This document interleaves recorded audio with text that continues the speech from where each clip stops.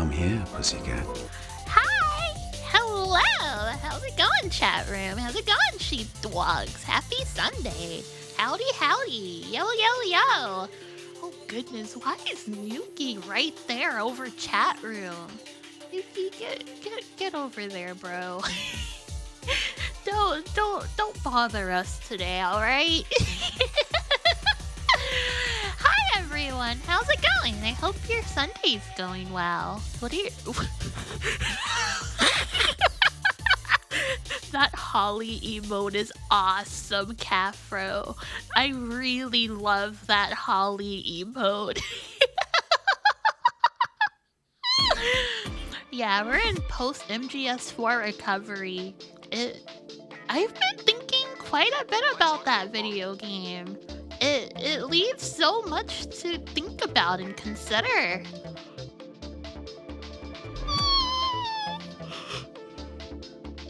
I wouldn't say that my thoughts are fully solidified just yet, but I think it's a pretty decent game. I do see why people say it's their least favorite Metal Gear Solid though. Solid aside, huh? You got me. Let me say hi everyone. Hello Decade. Hello Sky. Hello Andy. Hello Cafro. Hello Just Junkie. Hello Lovetwa.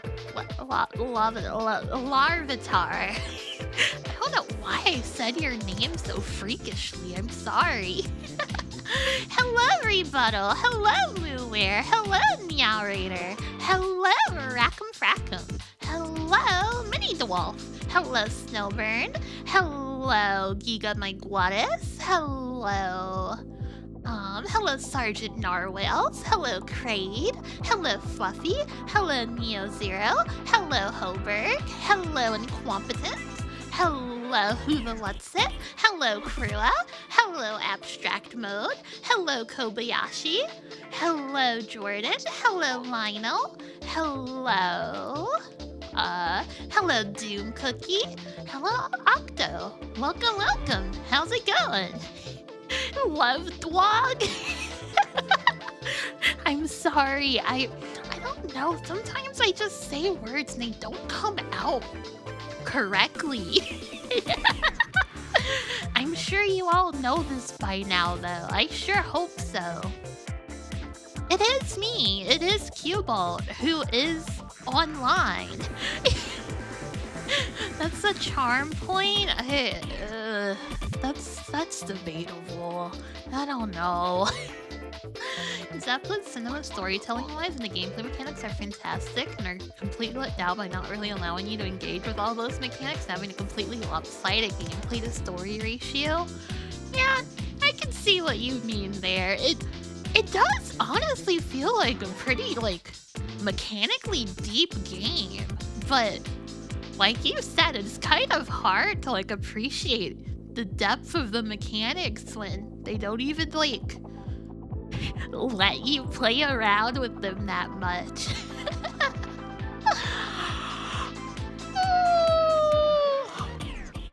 But anyways, have you guys done anything cool today? Has your Sunday been decent? My Sunday's been it's been a nothing kind of day. I gotta be honest. I don't think I've talked about it, but did you guys know there's a new Madoka gacha that came out? Did you guys know that? It's kind of cute. It's kind of cool. I'm kind of into it. But I'm pretty sure it's just because it's Madoka. I just see Madoka and I'm like, I love this. I love my IP. I love my cute girls. You can't criticize me. You play GFL too. You're at oh my goodness, you're at $2? That's crazy. That's bonkers. Yeah, the Madoka Extended Universe is a little frightening. It's kind of a series that I feel like was not supposed to be expanded this much. But I don't even know why I'm gonna say for some reason. They did because money. They expanded the Madoka universe because ka-ching, big bucks. And hello, Shadow Zero. Welcome. So, yeah, it's Madoka Magica. They made a gacha game for it, and it's like decent. It's if you've ever played what's it called? If you've ever played what's that one Hoyo game? Honkai Star Rail? If you've played that, I think it's similar to that. I was reading the subreddit and people were like, this just straight up rips off Honkai! WTF? So yeah, it's a turn-based RPG gacha. Yeah, that's true. When it was first revealed, you're like, yeah, this is just Star Rail. I think it kind of is just Star Rail, but it has my cute anime girls in it. So, I mean, I think it's a little better. I think they elevated it a little bit, personally. There's some aspects of the Ascendant universe you like, but it was like none of the main plot. You just think the side plots are cute. Yeah, I don't know. I haven't even watched Magia Record, the anime, to be honest with you. I love Madoka, but I just cannot find it in myself to sit down and watch Magia Record. I just don't really see the appeal of it, I think. Because of the increased production values and the way previous gacha... Oh, yeah, no, I also don't have any confidence it will last long because the last Madoka gacha got shut down after, like, what? Was it 2 years? That was pretty sad. That was a little messed up.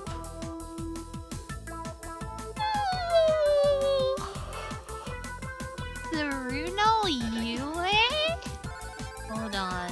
Let me look up this anime girl real quick.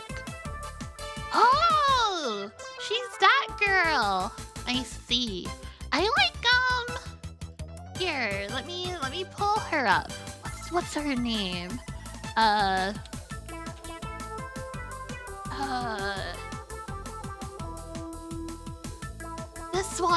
This one, Mito!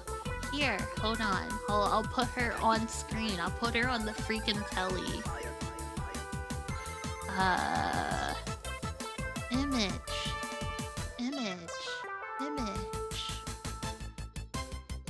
This one. I like her. I think she's cute. She's quite cute. And I also like, the girl with the big shield. I forget her name. This is the messed up part. I feel like I don't remember any of the Magia Record girls' names. They're just not that memorable to me. And hello, Self-Made Man. Welcome. How's it going?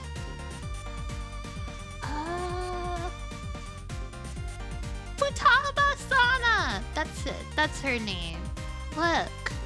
Look at her. Hold on. Look.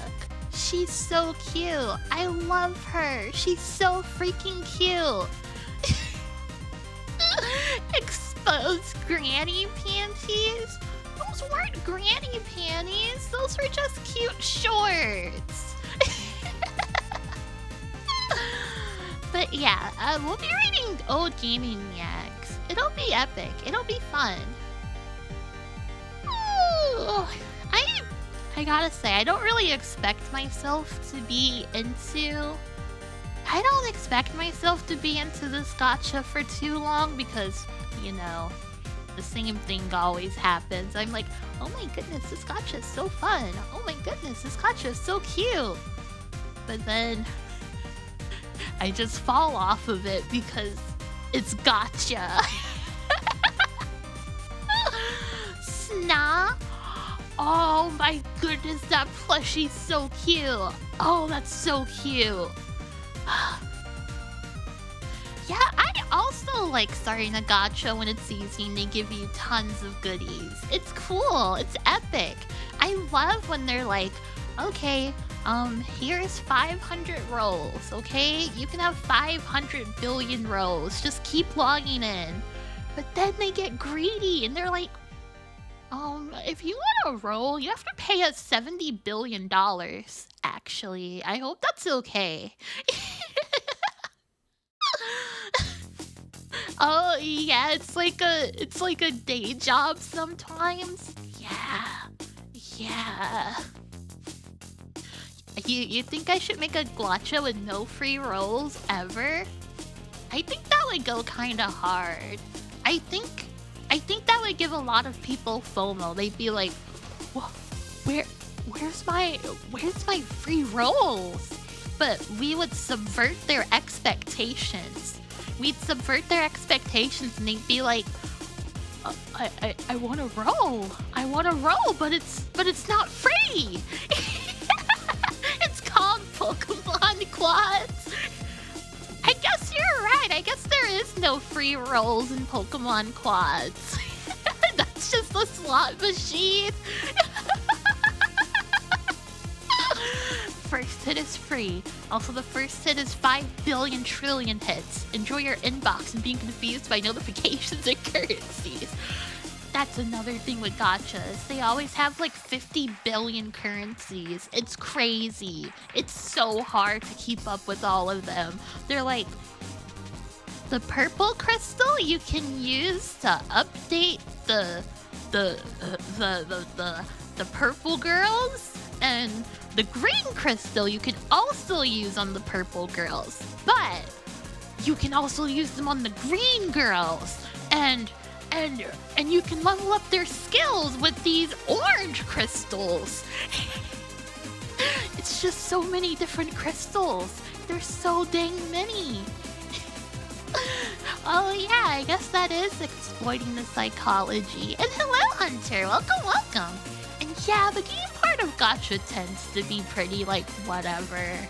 It's really just, you know,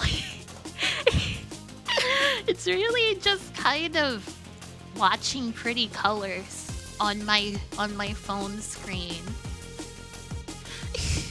Wait, no, Cafro. They just released Mommy yesterday. You're spreading misinformation. You're lying. Mommy is in the game. And hello, Tex. Welcome. How's it going? You're too smart for this gacha now. If you'll excuse me, I have dailies for Yu-Gi-Oh! Duel Master.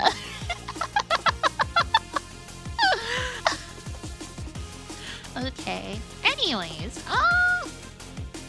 I think I've sat here and rambled about gacha for like 20 minutes.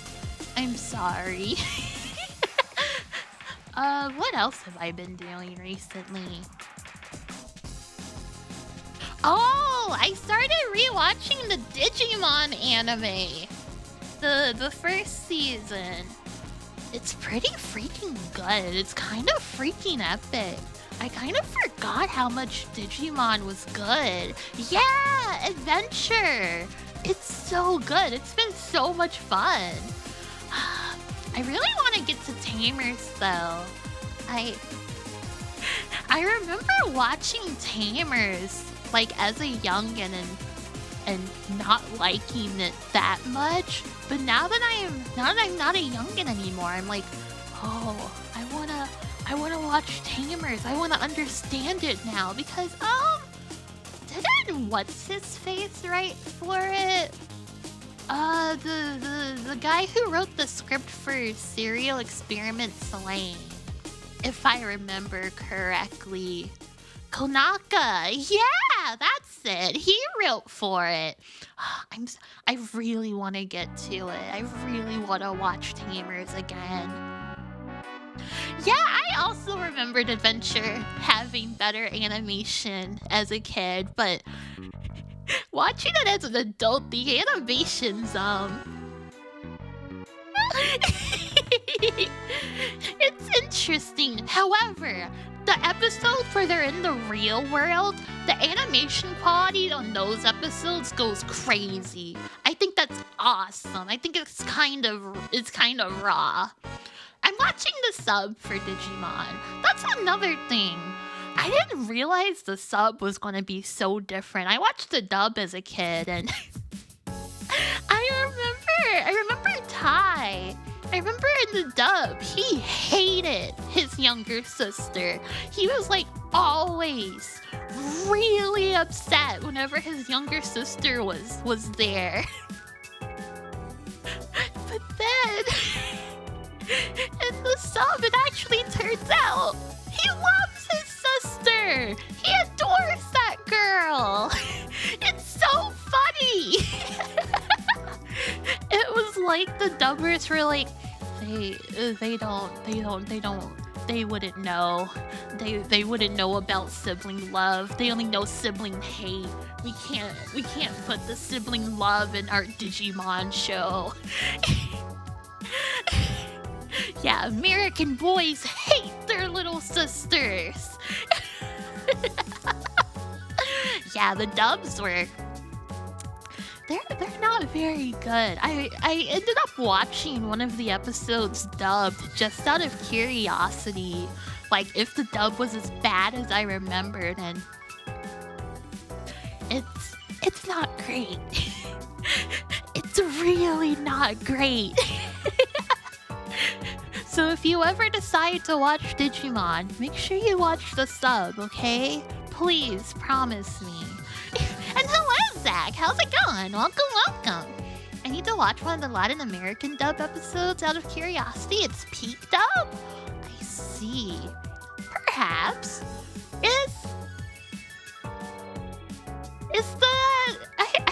I know Cardcaptor Sakura is really big in Latin America. Is that dub good too, out of curiosity? I'm just wondering. And hello, Just Watch Bro. Welcome. How's it going?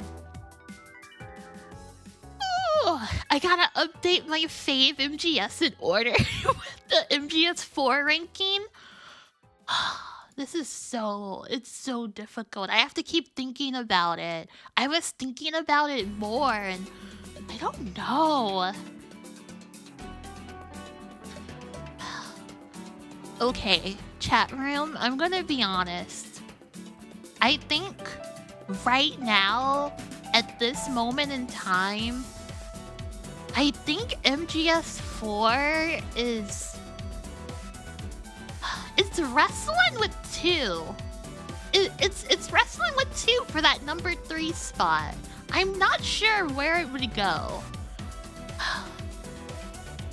It would go either below 2 or above 2. I'll have to keep thinking about it. I'll have to keep giving it thought. Because I do like it, but I feel weird putting it at the bottom of my list. But also, MGS 3 and 2 and 1 and all of them are good, bro. All of those games are good. It's crazy. Latin America Metarod is incredible. I've been wanting to watch Metarod. I've been interested in that one. Ooh, how many seasons are there for Metarod? There's like 1 billion, isn't there? I gotta play a bad one, like survive, so MGS4 won't be last. True, so true. It's like picking a favorite child. It kinda is. It kinda really is. Oh, wait, it's only 2 seasons? Oh my goodness. In my head, I was thinking Metarot was like Digimon or Pokemon where it has 1 billion seasons. It only has 2? That's crazy. That's bonkers. Next April 1st, it falls on a Saturday. Metal Gear Survive. I've been wondering if I should stream for April Fools this year. It's on Tuesday, but I'm not sure what to do. In my head, I was thinking, what if I go on stream and I'm normal girl mode and I play Persona 5. But then I was like, it's too normal. It's too like, it's not out there enough. It's too predictable for me. And yes, and then I would also be playing Persona 5.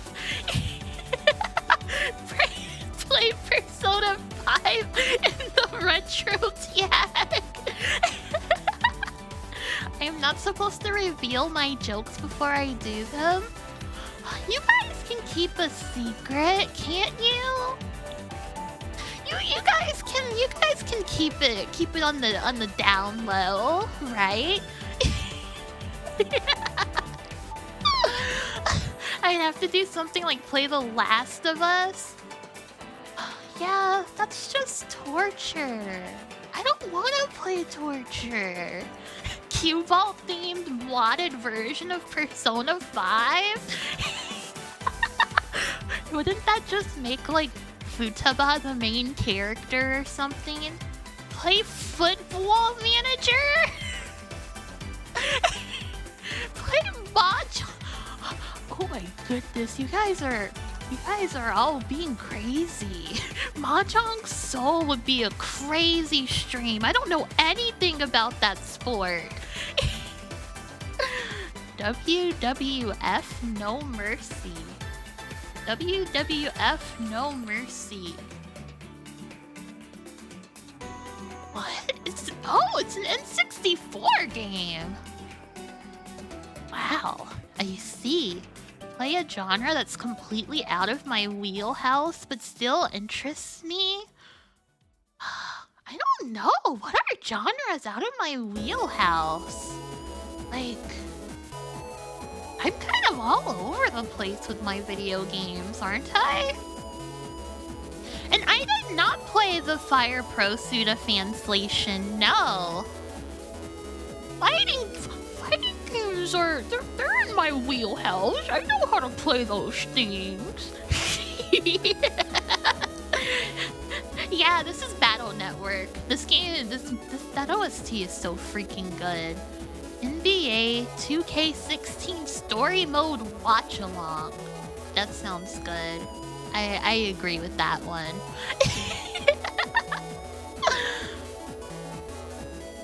I wanna play the Fire Pro game, but pros, I have so many games I'm playing. Arrgh!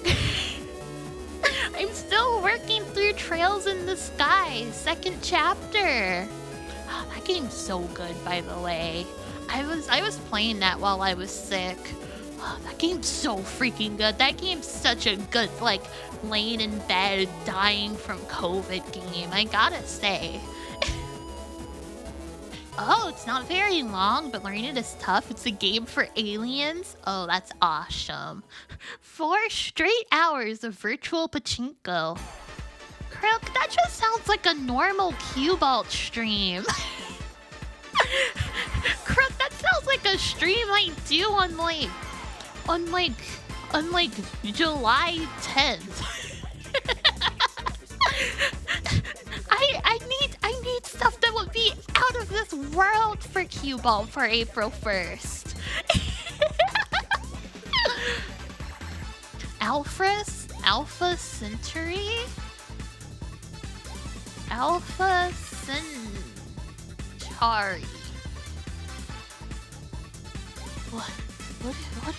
What is this? Oh, goodness gracious, it's a map game! Scary! What? Hearts of Iron 4 with the pony mod? Oh, that would be really funny. That would be really awesome. And hello, Burr. Welcome, welcome. Fortnite was not suggested. Oh, bros. I need to inflict mental damage on freaking Dinky Fever, because they've been like, Q-Bot, we'll play Dragon Quest 9 with you soon, but we haven't played a Dragon Quest 9 yet. It's been like 50 years. I want to play Dragon Quest 9 with them. But I should make them play horrible bad games with me as punishment for not playing Dragon Quest 9. Have I asked them? Yeah, a few times. I've asked them a few times. And also, Hilltop, we don't talk about that game in this nation anymore. It's banned media. That's a burned book. Don't open it ever again. Have I asked them recently? Is like November 2024 recently? That's pretty recent. Add banned term Marvel. Yeah, I agree. We do have to add that banned term. I don't wanna follow up. I don't wanna. It's scary. What if I follow up and they're like, Q-Ball, we don't actually want to play Dragon Quest 9 with you. We were just saying that. I'm sure they wouldn't, but that's just how it goes in my head. Anyways, wow. Okay, chat room. We did it. We Zatsudan for 30 freaking minutes. Isn't that crazy? Isn't that wild? Literally, who am I? But I can't do it anymore. I can't Zatsudan anymore. I've lost my strength. Now I need to go ramble about my video games over here. I'm so chat-pilled. I love to talk to my chat room. April 1st Zatsudan stream. That would be kind of funny, honestly. That would be a little funny. Okay. Jeez. What do we do? What magazine do we read, chat room? It's a good magazine. Huh. Tips and tricks. Any 3DO related magazine? Maybe 3DO would be fun. MGS4 contemporary. Oh! I am curious what people thought about MGS4. What's Little Player? Where do you see What's Little Player? Little Player? What is this? Is this for babies? What? Wait! They just started in 2015? Hey, I see. Interesting. I love that it's all Nintendo. It's just all Nintendo. It's just all for the babies. Nintendo propaganda. They have a retro edition? Whoa. Why playing old games is worth your time? Chat room, I'm so curious. Chat room, I'm so curious what their argument would be to convince the little players to play old games. Oh my goodness, this game list. Castlevanias? Wow. Ghosts and Goblins? Oh, I feel like the kids playing Ghosts and Goblins would cry their little eyes out. I feel like they'd go crazy mode. This is just the NES Classic list. Okay, I thought they were recommending these games to the babies. I thought they were like, we gotta recommend the absolute worst, like hardest games to these kids. We gotta make sure they don't think they'll ever become professional gamers.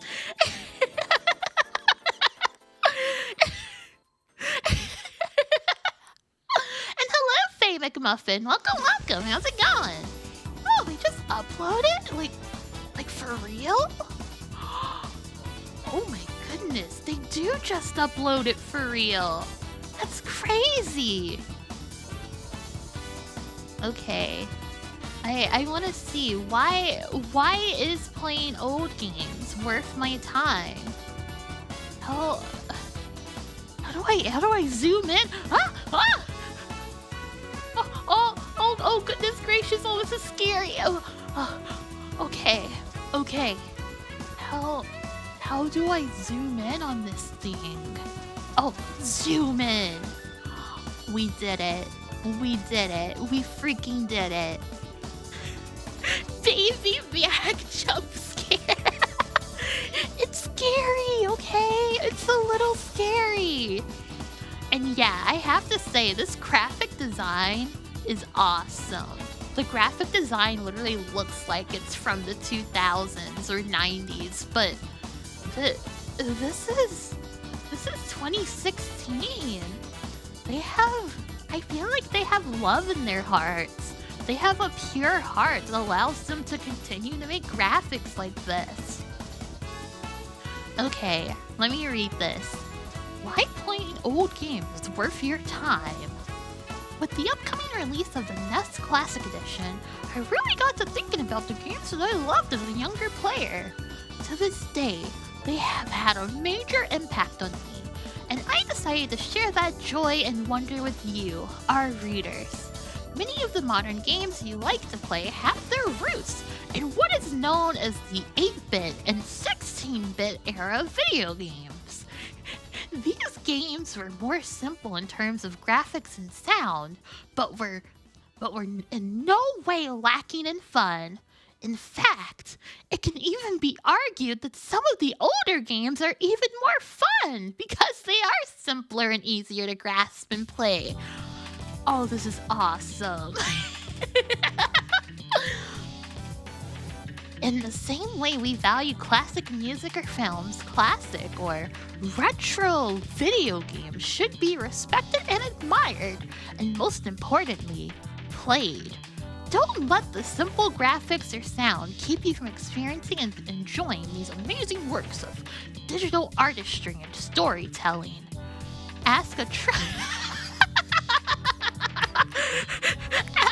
trusted adult what video games they enjoyed when they were your age, and you'll be in for a real treat. That's awesome. I love how they have to say trusted adult. If you ask an untrusted adult, you don't know what kind of freak games they're going to tell you about. They're going to tell you to play Ancient Roman for the PlayStation 1.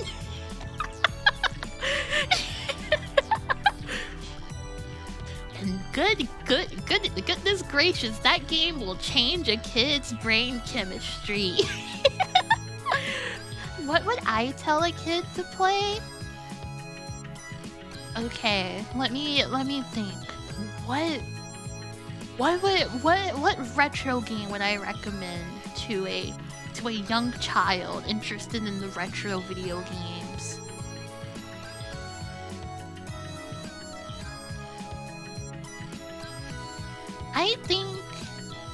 I think a kid would love.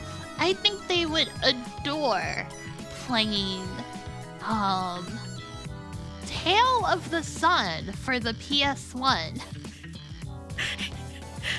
I'm just really curious how a kid would grow up after playing that one. Because that game is awesome. That game's so raw. Drives up in a white van. Hey man, you gotta hop on Wizardry Scenario 4. The Revenge of Word.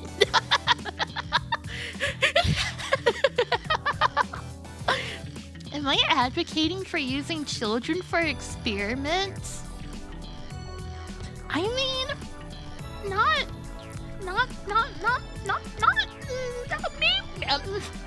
not formally. I'm just recommending video games for the young ones. Yeah, that's the caveman game I played a super long time ago. I am a trusted adult. I'm 4 years old. Okay. Interesting. Very interesting. We haven't even picked the real magazine yet.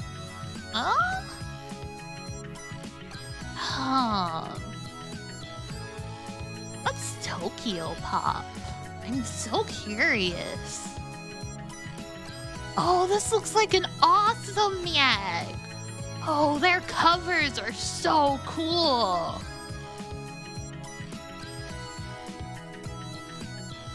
Oh, wait, issue 1 is preserved. Oh, cool. Die Hard game fan?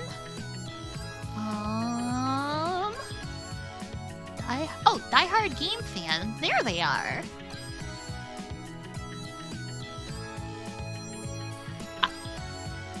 I love their blue man. This is awesome. This computer blue man rules. What? Did they get rid of him? Oh wait, no, he came back. He's back. I saw Sonic and I was like, where is he? Where is that guy? Oh, these are awesome covers. These covers go hard. I love this Mario cover. Oh my goodness, the Virtual Boy. This is awesome. It looks so nefarious. It does look a little nefarious. It looks like the kind of magazine my mom would not let me pick up. Keep the controversy section? Oh, okay. Okay, I'm gonna look at the controversy section. Oh, controversy.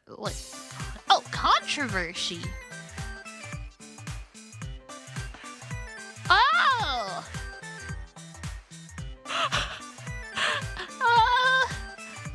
Interesting. Thank you, Decade. Thank you very much. Not on screen. You could have said that. I thought you meant look at it on screen, silly. It's fine. It's whatever. It's okay. Thank you. Thank you for that information. Anyways, this is what happens when you listen to mods.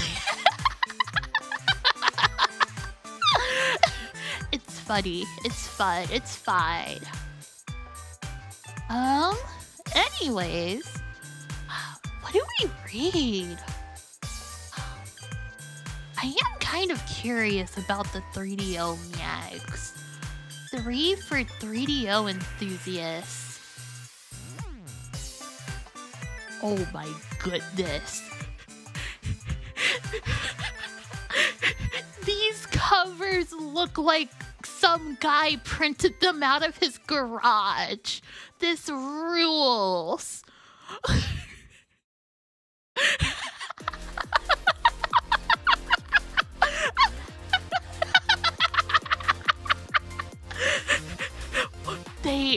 They worked so hard to get this guy on the cover.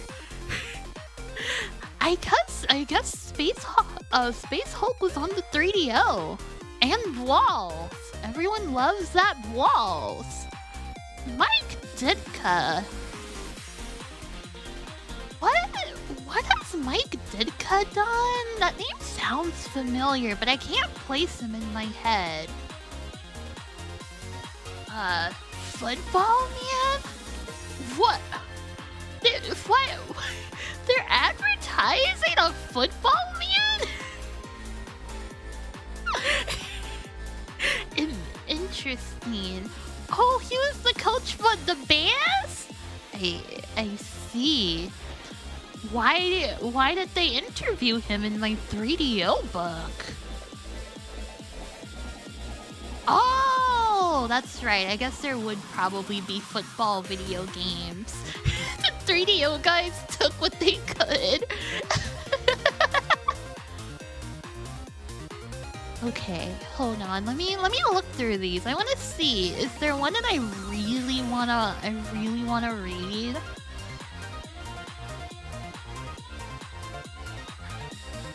Oh, an FMV football game. I see. Oh, D's in this one. Oh, I want to read this one. I want to see what they thought about Kenji Ino. I want to see if they're crazy people or not. Okay, but what if there's more? You hope these other ones are on archive because of walls. Oh no! Oh no, you're right! This is the only one that's preserved! Oh... I'm sure you guys can find them for me. Right? Right?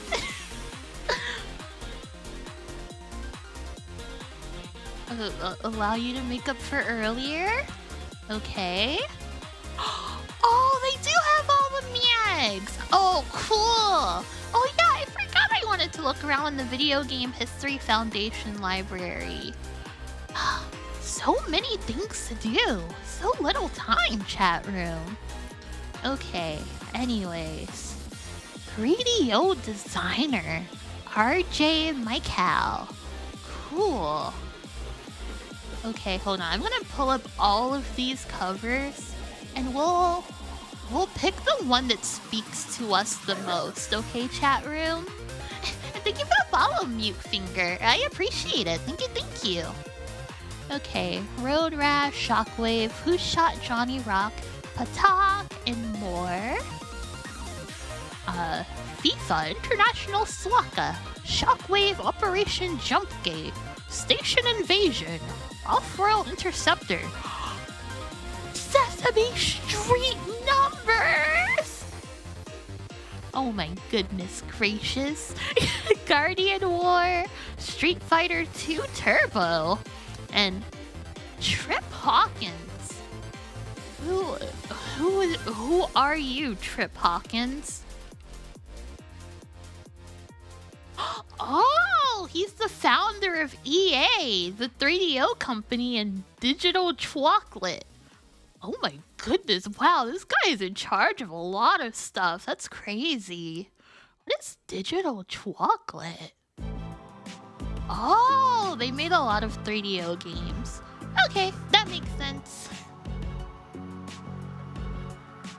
Okay. This one... Oh my goodness, this one has Gex and Mist. I think we might have it. I think we might have found the one. And it also covers E3! Oh my goodness.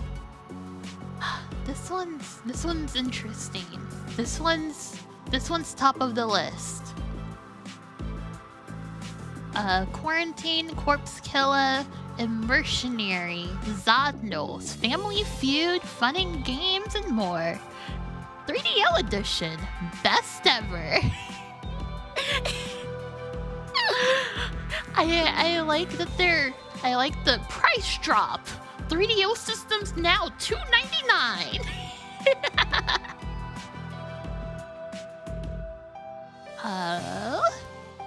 Okay, this is the one that has the D on it. And then okay. Let's get rid of the ones I don't really care too much about. I don't care too much about this one. I think this award is pretty cool looking. But no thank you. Sesame Street numbers, bro. Sesame Street numbers. I don't know. This one's tempting.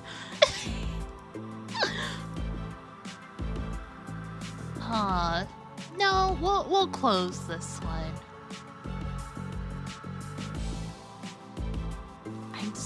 I'm so interested in what they think about Mist. I'm so interested in what they think about Gex.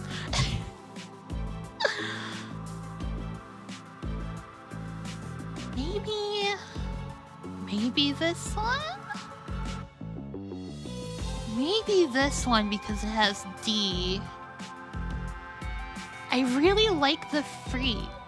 I really like the freak on here. Wait, you don't know how to get the mag from the VG History Foundation? Oh, okay, hold on. Let me take a look-see here before I get too attached to this idea. Oh. I don't know how to get it either. Never mind. I don't think we can read it. Ah, freak! Oh, wait, hold on. Item. Can I has it? No, I can't has it. Yeah, there's only one issue on Retro Miags. It's okay. We'll pick another gaming mag. We'll pick something else. Maybe we'll just go back to EGM. Old reliable. What was the other one we were reading for a little while, chat room? I can't remember. It was the one that was like... I can't remember. Was it Play? Should we read more Play? Was Play fun? You have a link to the 95 issue? Maybe I... No! I think I wanna read a more, what's it called?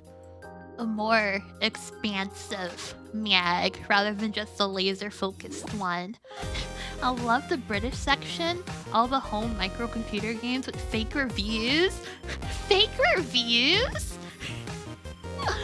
Ultimate Gamer? That's me? Where? Oh, yeah, that is me.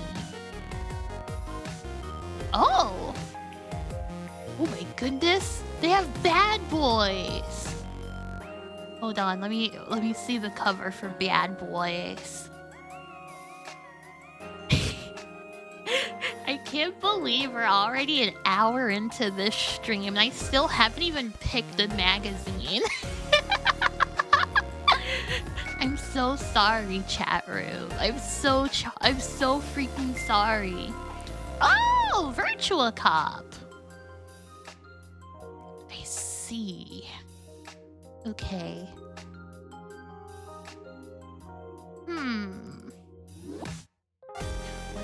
What about Virtua Fighter 2? Is Ultimate Gamer mainly for Sega stuff? Or I'm guessing they probably have a bias for Sega stuff at the very least. That's the feel, that's the vibe I'm getting. Yeah, Tekken 2 is there. Maybe maybe... Oh, freak, where... Oh, there it is. Maybe we'll read Ultimate Gamer. Maybe that would be fun. Okay, yeah, we'll do it. We'll read this one. This one looks good. What? Wait, the Saturn explodes? Oh! Oh my goodness, the Saturn explodes! That's crazy! Okay, I'm gonna download this one. We'll read this one, chat room. Oh no! Is it okay? They were more right than they realized. Unfortunately. Okay. Properties. Gaming Mac. Okay, let me just get this window correct. Okay, we did it! Yippee! Yahoo! Also, I am going to change our background music. Otherwise, my starting music playlist is gonna get so old. You guys are gonna be like, Cubot, we hate this starting playlist now. Let's see. What will we listen to?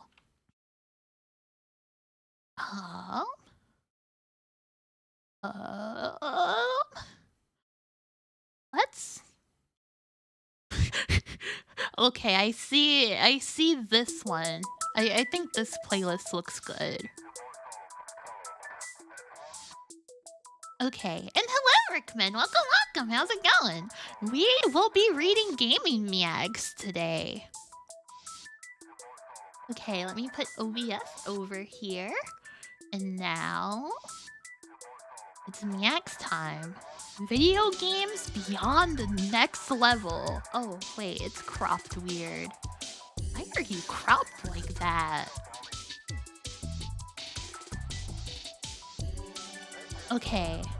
Okay, give me 1 second. Let me fix it for real. And... we did it. We freaking did it. Let's go. Okay. The Saturn explodes. Virtua Fighter 2, Virtua Cop, Impact Racing, Pretty Fighter X. What is Pretty Fighter X? Hold on, I want to look it up on YouTube real quick. Pretty Fighter X. Oh! I see! Chat room, you've gotta see this. Chat room, you've gotta see this one. This one's not messing around. This one looks awesome.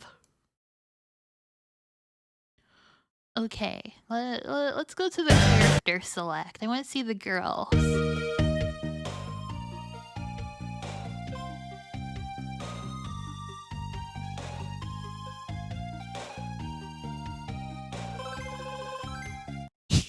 The girls do look quite cute. Oh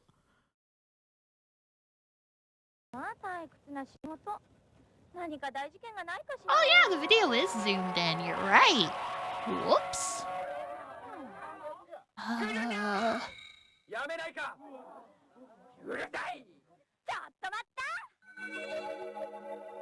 Okay, I think this is good. Wow, this... hold on, I gotta restart this anime cutscene. It's kind of good. 1 second.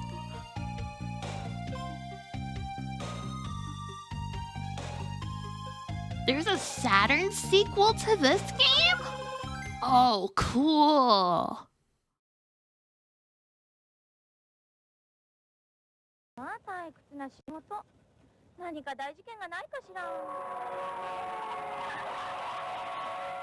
I wonder if all the characters get an anime intro. This is crazy if so.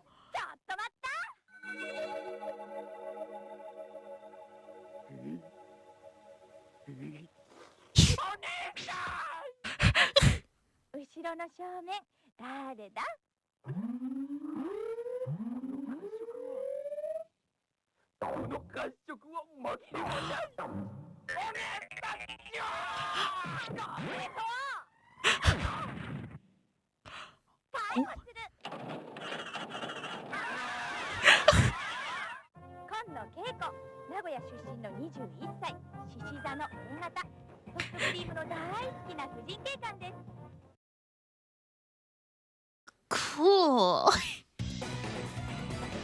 This is awesome. That was such a cool little animated cutscene.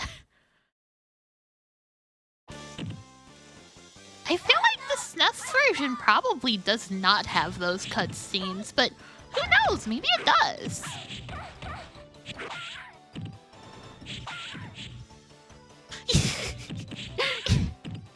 Oh, these sprites are awesome.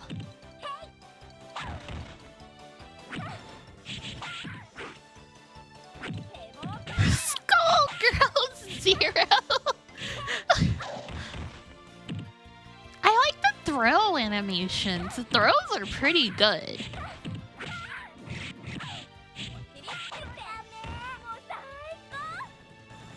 Wow, that was close. That guy almost got owned. Wait, Spank? I didn't even notice!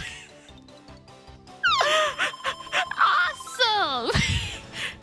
I guess that's what the cops do. If you're naughty, they gotta spank you.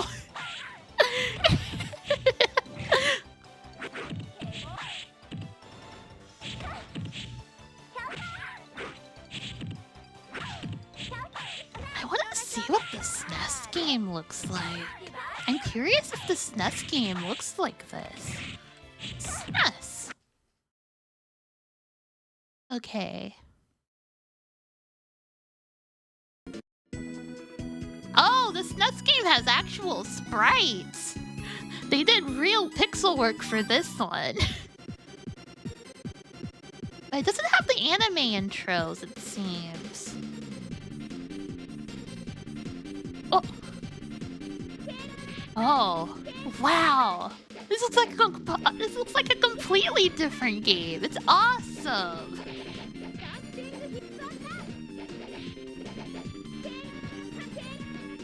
Yeah, I'm thinking the Saturn version is like the updated version, question mark, because this one is just called Pretty Fighter, and the one on the Saturn's called Pretty Fighter X. Gargoyle with orb in the club. Hold on, I want to see them go back to the left. I want to see the gargoyle with the orb. Come on, show me that gargoyle again. You have to.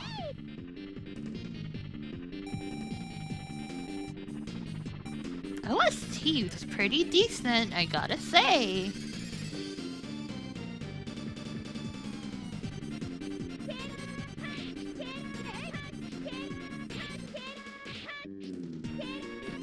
There he is! There's the gargoyle with the orb in the club! That's awesome!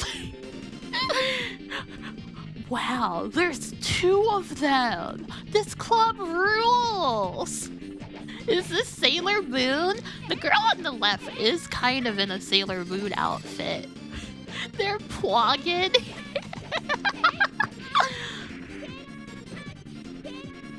There's Pretty Fighter X, and Fist?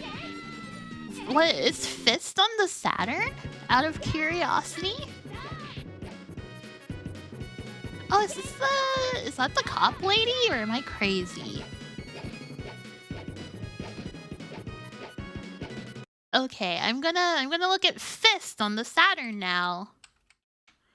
Sega Saturn. Okay.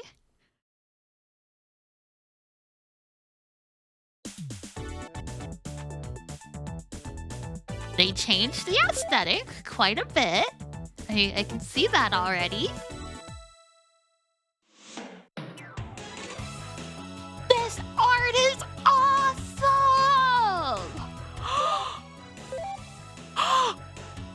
Oh my goodness.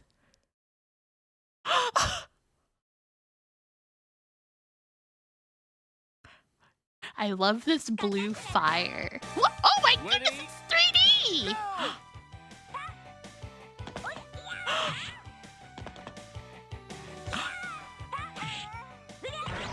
Oh my goodness. This is awesome. This is such a crazy evolution.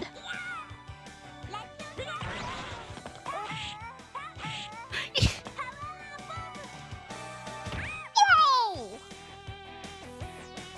Wow.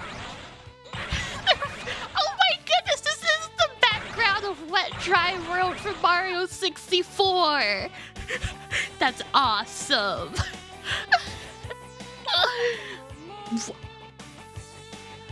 Their faces look awesome. The 3D faces are so raw, dude.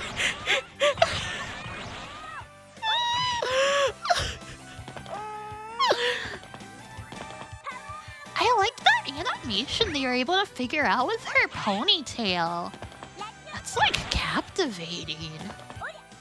It's very cool to me. Those big old eyes.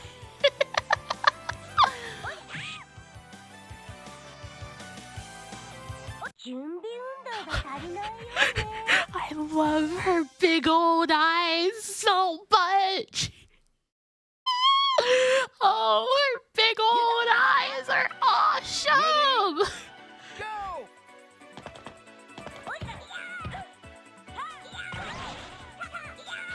I gotta be honest, I did not expect the game named Fist to look like this whatsoever.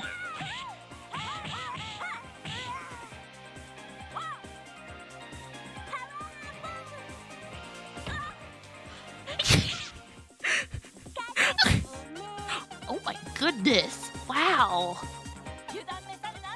She killed that split. Complete with the heart-shaped timer. It's definitely not the game you'd imagine to be named Fist.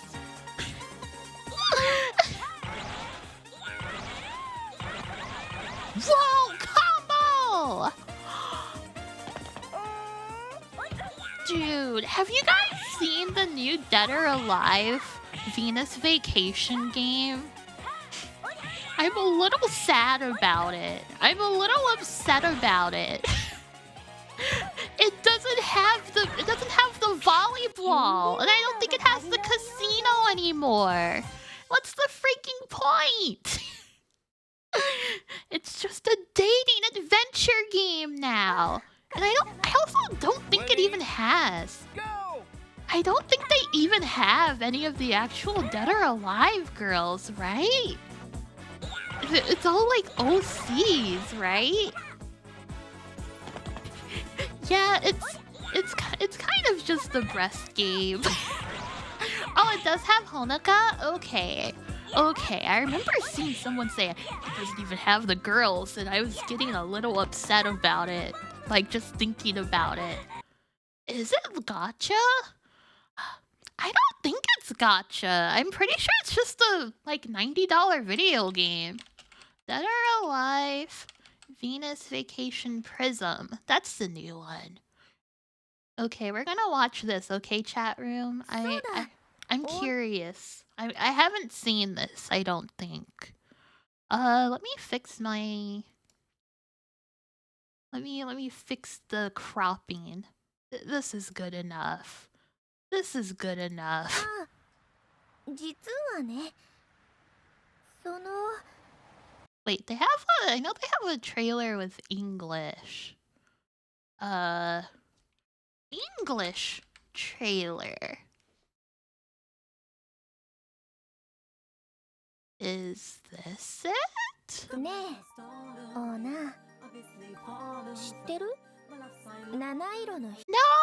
it's in Asia, but it has English subs in the Asian release. Yeah. Wait. No, this one. See?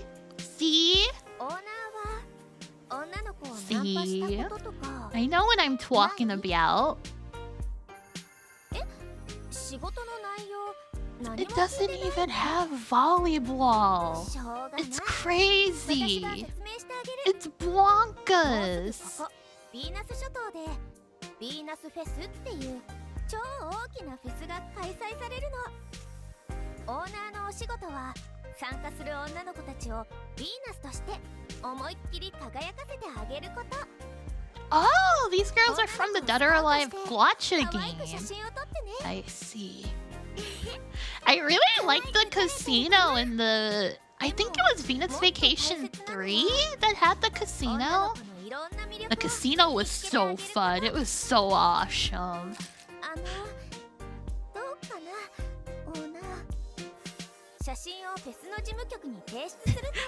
What? Wait, you're just...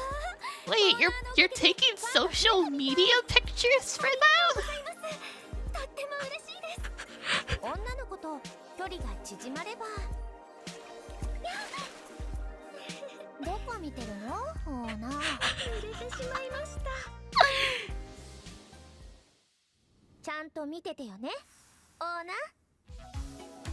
I guess we're just an Instagram photographer. Who cares about seeing these girls fight anymore?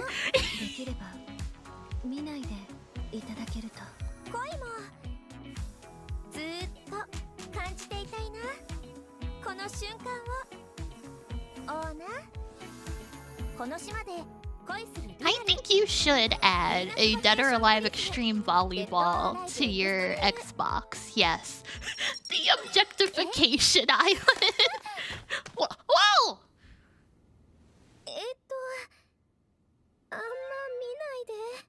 Oh my goodness. Okay, thank you. This came out 3 days ago. I guess I could stream this for April 1st, huh? Honestly, that's a good idea. How much is this game? Hold on, I'm curious. Dead or Alive, Venus Vacation, Prism, PS5.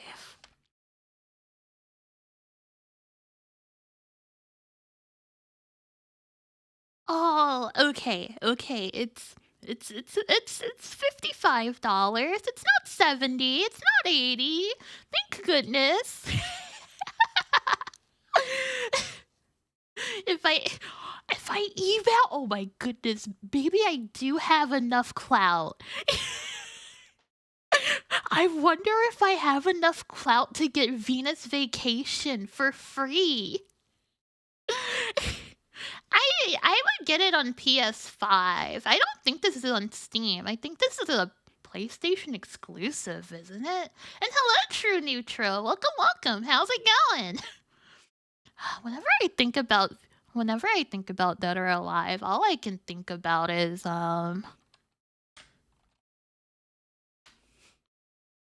this is all I think about.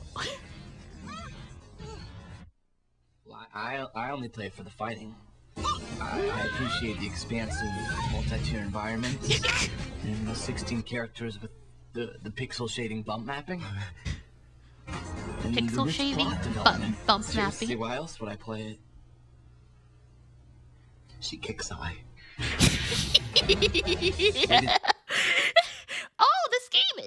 That game is on Steam? Oh, maybe I could get it on Steam if I do some little tricky things. Cool. Username anime hentai gamer owns that game. That's awesome.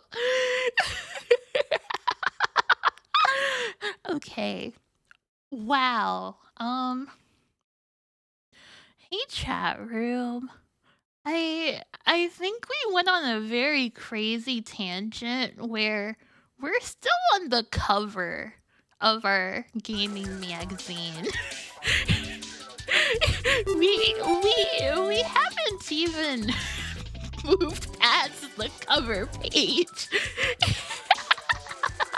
Oh, and also Decade, thank you for the gift sub. I appreciate it. Thank you. We fell down a pretty fighter alleyway. It's so easy to do that. And also, thank you for the follow, Kaze Noet. I appreciate it. Thank you. Someday we'll break a new record and not even get to the cover of a Miak. That would be pretty funny. PlayStation? In my Sega Saturn? Magazine? Crazy. You know that dream you've always had of playing professional sports? Well, it's not a dream anymore. It's a nightmare. What? If you're not blocking a 100-mile-an-hour slap shot, you're getting trampled on by a weak-side blitz. What's going on? You're on the ice with NHL face-off, and you're on the field with NFL game day. This is awesome. The Sony PlayStation super fast 360-degree graphics bring you face-to-face with the Tron meme stiff arm and face to AstroTurf with a Junior So blindside sack. Chat room, what are these words I'm saying? What is a Junior So blindside sack? What's a face to AstroTurf?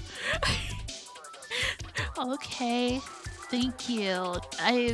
What I'm getting from this is if this were a modern gaming mag, they would call this the Dark Souls of sports games.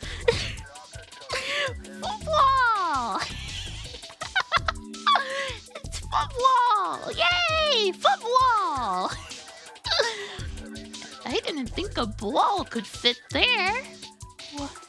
What? Help him up. I don't think you're supposed to move them when they're all broken. This is a scary advertisement. This is like that one meme picture where the girls are standing above you and they're all like, you're so short. Hold on.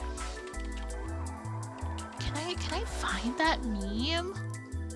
Where is it?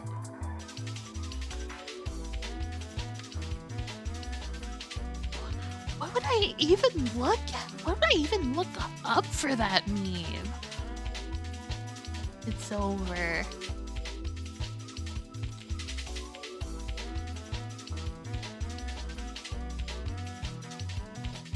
I can't find it. I can't find the one meme I'm thinking of. This is so horrific. Oh well. Oh well, it's fine. I'm sure you guys know what I'm talking about. I'm positive. Truly, not making comparisons with Dark Souls should be the Dark Souls of game journalism. It's either Dark Souls or Stardew Valley. Your game in the eyes of a lot of game journalists these days is either Dark Souls or Stardew Valley. There's no in between. I cannot tell you how many freaking news alerts I get from gaming websites where they're like, check out this new Stardew Valley-like game. Check out this new Stardew Valley game that just got crowdfunded. Souls like Stardew Valley, Metroidvania with roguelike elements. That game would sell like hotcakes. That game would sell so hard. Anime! Oh, let's go. Oh, let's go. I love to see anime. I love to see anime. Okay. Option screen. Plugged in, static, incoming news, industry interview, arcade, tactical, in season, and flashback.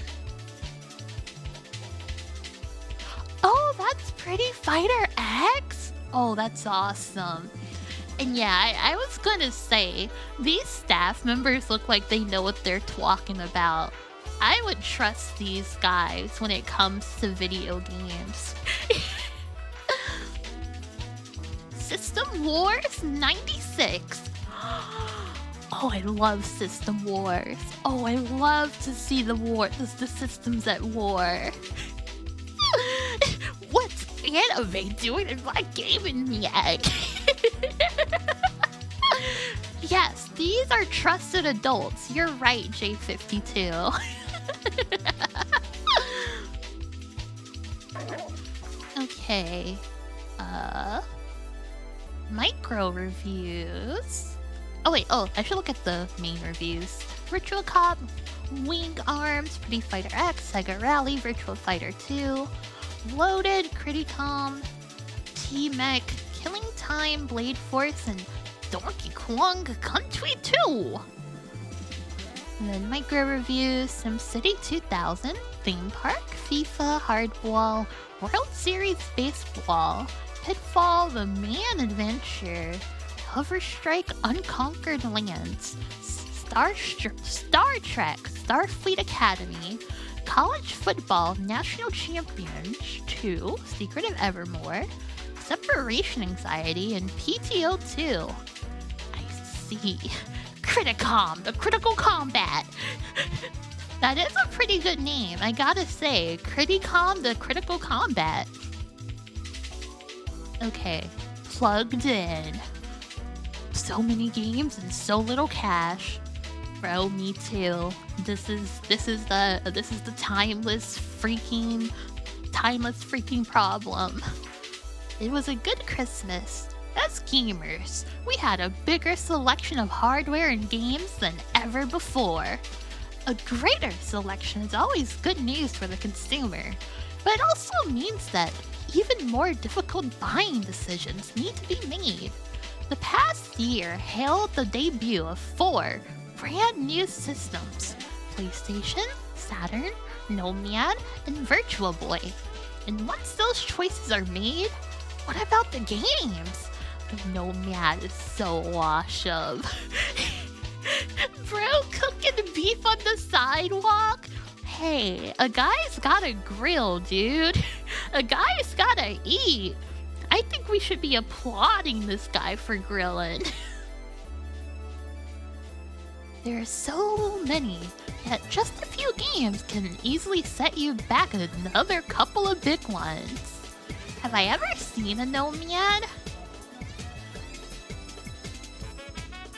I would like a refresher. I can't conjure the image in my head.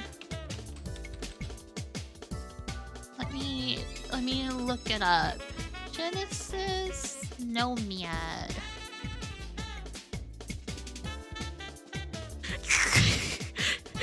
Oh, this thing looks awesome. This thing looks raw. I think you guys said that this thing took like 1 billion freaking batteries, right? Or something like that. It looks like it does look like a disposable camera. You're right. 8 AA's. That's crazy. That's bonkers. But I mean, I guess it makes sense. It is literally a portable Genesis. Anyways, a game player can go broke in a heartbeat, but buying decisions have always been difficult and expensive. Atari 2600 or Odyssey, Intellivision or ColecoVision. One dilemma I faced back in 89, when 2 new game systems went head to head, the Genesis and the TurboGrafx 16. I practically spent entire days at Toys R Us staring through the display case, going over the pros and cons of those 2 consoles. Images of Altered Beast and Keith's Courage are burnt into my brain cells to this day. The Turbo Express? Is that a portable TurboGrafx? Turbo Express.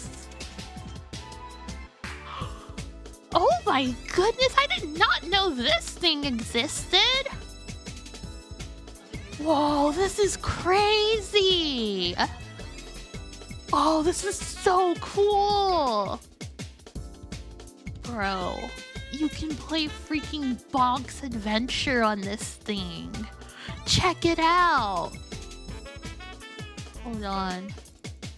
Chat room. Check this thing out. This is crazy. Wow, I guess we've just always yearned for portable gaming, huh? The society yearns for their portable gaming. Yeah, it's freaking Blanc's Adventure. Okay, let me get rid of this thing. I think we all have a natural love of bing wahooing on the go. You wanted one of those so bad growing up? Turbo graphics is so epic. I've had so much fun playing what is it? Private Idol. That game's so freaking good. Anyways, but I made my decision, and before going off to college, I received a shiny new Genesis system as a gift. My girlfriend was eager to please. Awesome footnote. After playing last battle in Ghouls and Ghosts, I was blown away. I was off to school. I had very little in the way of disposable income, but I just had to have one of those amazing games. While I attended college in Pittsburgh, I used to scrimp and save every possible cent I could get my hands on in order to buy more game cards. To save money, I remember cooking funny little meals on my $5.99 8-inch diameter grill out back behind the apartment complex I was living in. That's awesome. I love to cook funny little meals. You're right. I also remember getting a nice big fat school loan refund check. They claimed they owed me money and I wasn't about to argue. From the bank, I headed straight for the toy store and systematically yanked about a dozen or so game cartridges pull tags. This was gonna be a good day. One last stop at the liquor store for a case of Bud and I was ready for the weekend. This guy knows how to have a good time. That's crazy. Strider, Phantasy Star 2, Castle of Illusion, Forgotten Worlds, Madden. Was this a dream? Could this all come to an end? It did, sort of. 2 weeks later, after blowing my money like a nutcake on games and booze, I was back in the real world eating burnt offerings from my rusty little grill. On the upside, I did end up finishing off Mother from PS2. What? Mother from PS2? What?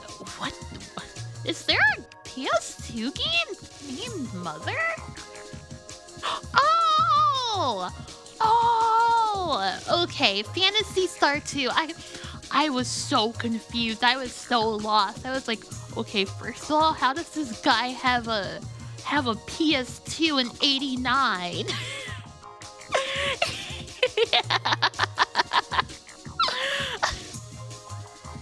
These days, on top of the $300 32-bit hardware and $60 games, you've got RAM cards, memory cards, link cables, extra controllers, VR helmets, and God knows what else to contend with. All these choices, and only so many ways to spend your cash. The ironic thing is, when you do have the money, it's easy to jump the gun and buy like a lunatic. Spend that Christmas money wisely. Thank you, Jim. You're so right. VR helmets, I'm guessing like the Virtual Boy? Not Virtual Boy, the Virtual Boy? Maybe? Wipeout, a dangerous game. Phantasy Star 2 is also expensive? What? Oh, the original Phantasy Star was $99? Hold on, I need to account for inflation. How much is that? $99 and then let's say 88.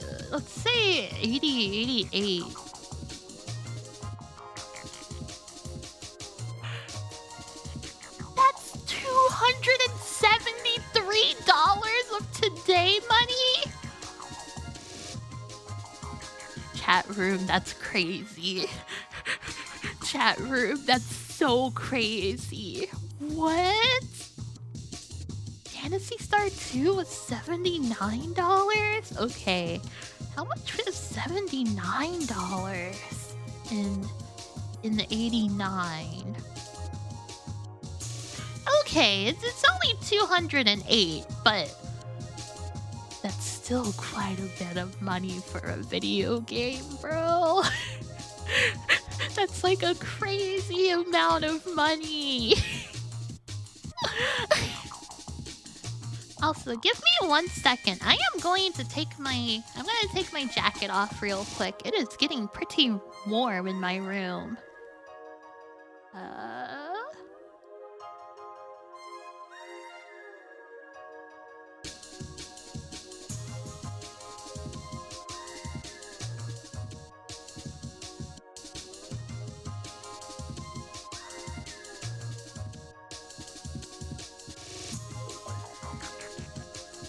Okay, jacket off. Let's freaking go. Oh, it did come with the strategy guide? I guess that is nice, but $250 for a game in the strategy guide. I don't know. Oh, GM wanted to sell their heads. Yeah, I think that is probably the right move with a JRPG. That is true. Anyways, oh, we're on the fan letters already. Let's go. Dear Ultimate Gamer, I love your magazine. After reading it, all other computer mags that I usually read fail to compare to the accuracy and quality of your magazine. Enough said. I have some questions that I need to have answered. Please, for my sanity's sake, help! Do you think that the Saturn, PlayStation 1, etc. are designed specifically for polygon fighting games and 3D type games? If this seems true, then when these trends die out and new trends, different types of games, come about, then these next-gen systems will be crap at playing them because they're only designed for a few types of games. Therefore, when trends change, we'll need to buy expensive add-ons. In this respect, Nintendo is totally cool, and instead of upgrading the machines, they upgrade the chips inside the games. Maybe that's why they are making the Ultra 64 cartridge compatible. Haha, didn't think of that one, did you? By the way, please write the pros and cons of each new machine and decide for me which machine I'm going to buy, because I'm going mad trying to decide. From Jason in London, England. Yeah, I think he thought 3D games were gonna die. I think he was like, yeah, these games are not gonna stay relevant.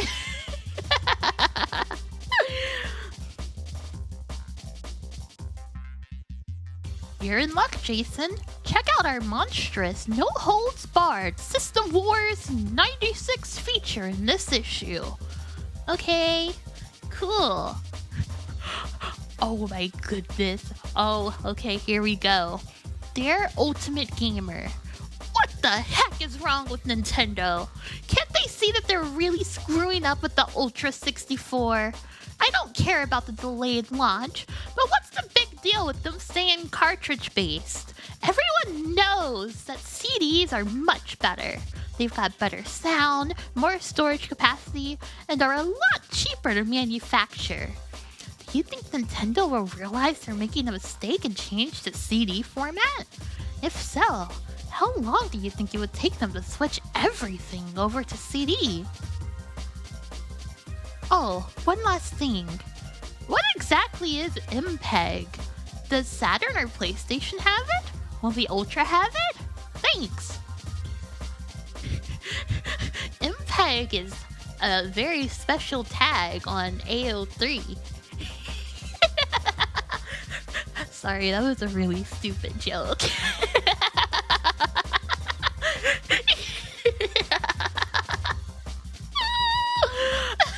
Martin, you made a typo. It has an R in it, my guy. Why do they call it cartridge-based? It's cringe. When it comes to cartridges versus CDs for Nintendo, the reason they didn't want to do CDs is because of like piracy, right? They wanted to make sure they weren't going to have trouble with people just burning their own CDs, and that's why GameCube games, like their CDs, are special CDs. Do the cartridges have... Oh, I guess cartridges do have better load times. There's no real technical advantage to cartridges, even the load times though, because... Yeah, I do know. CDs can have quite a bit of load time issues. Cartridges made Ocarina of Time plausible? That's true. I do think that's true. Anyways, let's see, what does Mr. Ultimate Gamer say? You've got a valid point, Martin. We have to wonder ourselves what Nintendo would have to gain in going cart-based with its Ultra 64. Certainly CDs are much cheaper to manufacture. They're also capable, as you mentioned, of storing large amounts of data. But the real reason behind the decision is, according to Nintendo, the fact that CDs are too slow with access times. Data can be retrieved from a cartridge at lightning speed, even faster than the fastest quad-speed CD drives on the planet. It seems Nintendo will not sacrifice gameplay for the sake of CD costs. MPEG is the standardized format for video compression for carts and CDs. Full motion video eats up an awful lot of data. I love FMV video. Let's freaking go. And for even just a few minutes of FMV to fit onto a CD efficiently, for example, that data must be compressed in order to fit. Saturn does not have MPEG capabilities built in, but there is a Saturn movie card. It retails for around $200, which is essentially MPEG. The card is available on import, but whether it will be released here in the States is another question entirely. No, the PlayStation does not have MPEG built in. Ultra? Theoretically, it's possible, but still way too early to know. Nintendo is banking on the 64DD filling in the storage space weakness while not compromising load time and also being a preparatory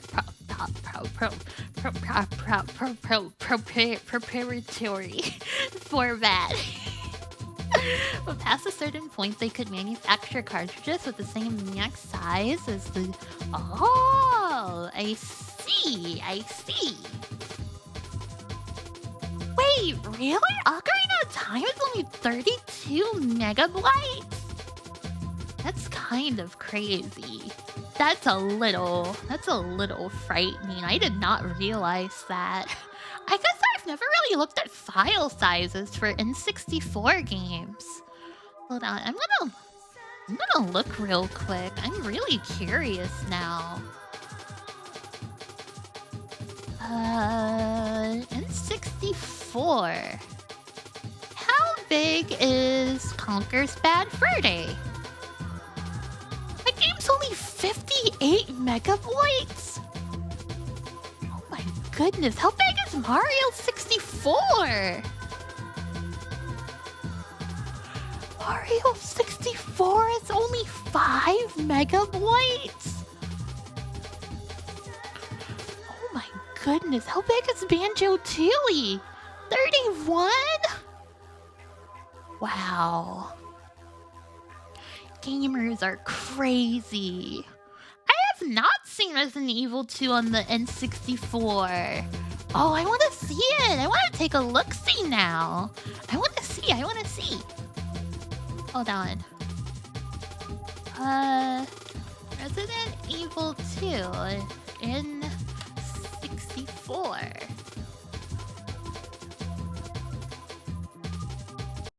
Okay. Let me put this on the screen. Long play.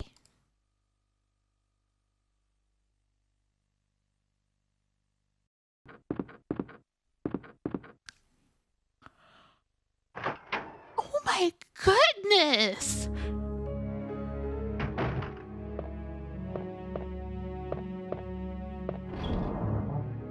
Wait! Is this real?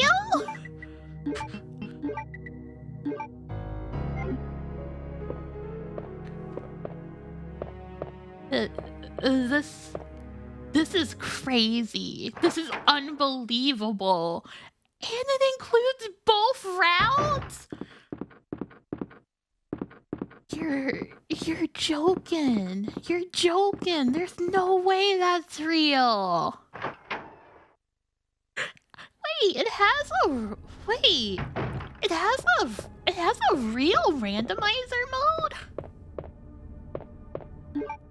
This is mind-blowing. This is really mind-blowing. What the heck? Wow. Also, I need to drink water real quick.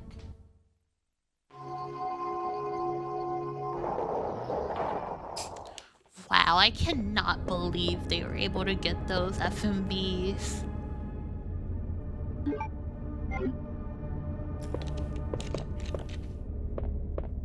There's a whole YouTube video about how incredible it was they fit 2 discs onto a 64 megabyte cartridge. Yeah, that's what I was thinking. It's crazy. Really? The GTA devs are the ones who are able to do this port? That's awesome. That's so crazy. Why is this most replayed? Let me see.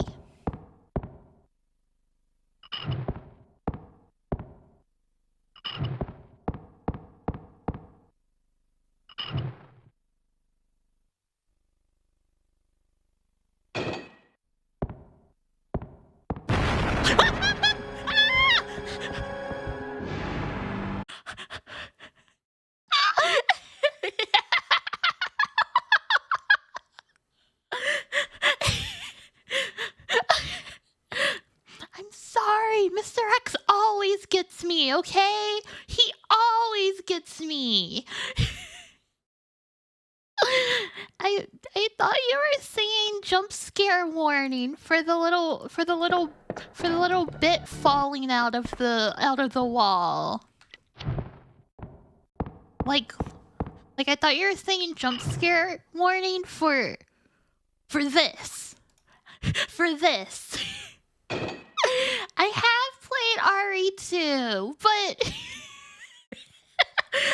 it's been a really long time since I played RE2. I played RE2 like when I was in high school. That's a very long time ago. Okay, I need to click off of Mr. X. This is frightening. This is too scary for me. If I got scared by that, you'd just be disappointed.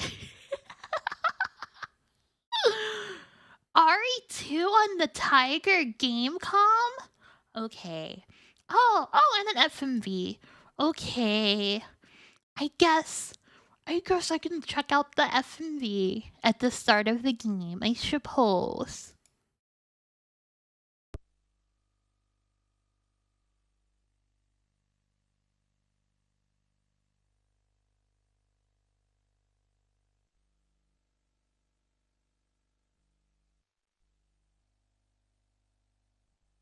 Ugh.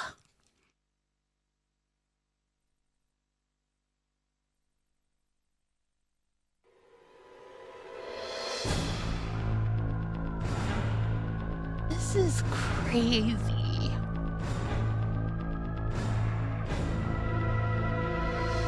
Literally, how did they get this game on the N64?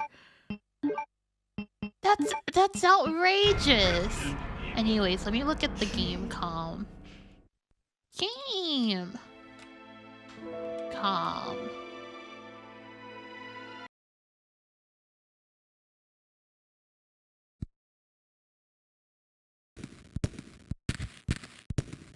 Oh, this looks awesome.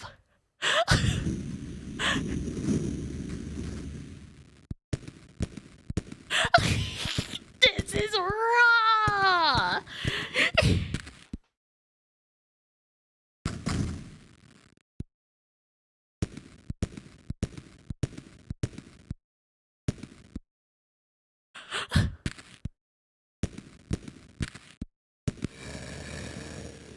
I don't think I've seen the GBA pitch. No.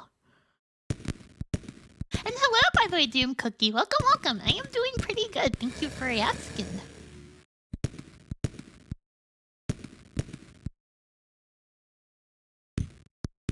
It definitely looks like tank controls to me, but I'm not positive.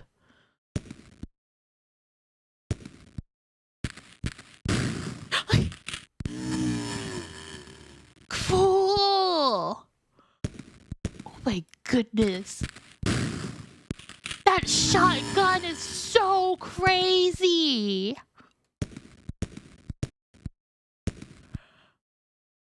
Hold on, I want to see the shotgun one more time. It's so crazy.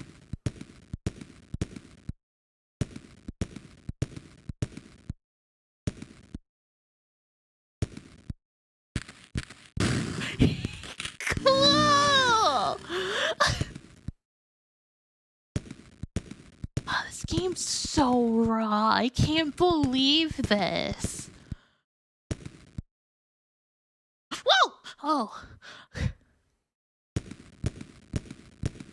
Whoa! Oh!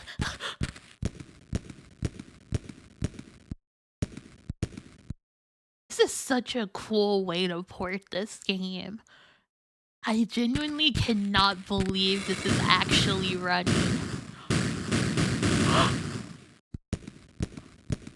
Oh my goodness!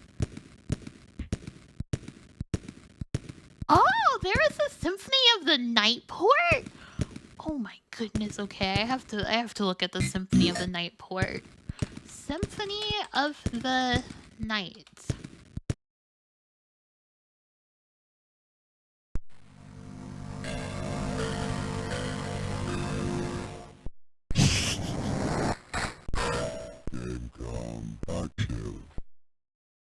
Game com.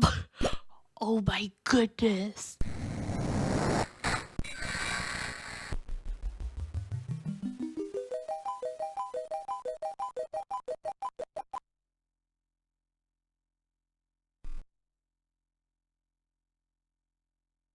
Hello, Otto. Welcome, welcome. How's it going? You want to play these on like refrigerator screen? That would go so hard.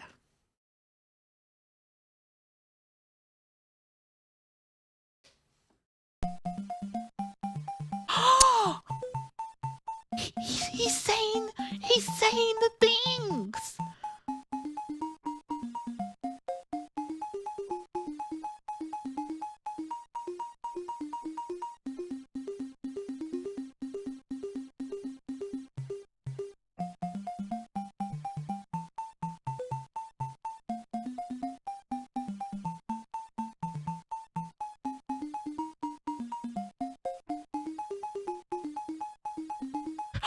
He said his famous line!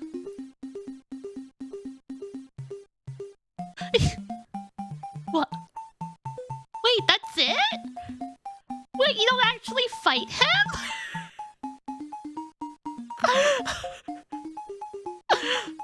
Bro, music is raw. This music is so good.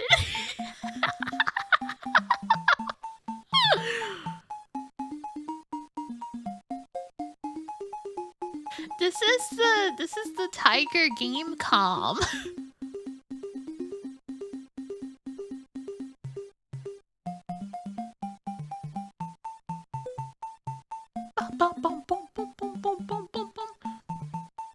Okay, what does the gameplay look like? Oh my goodness!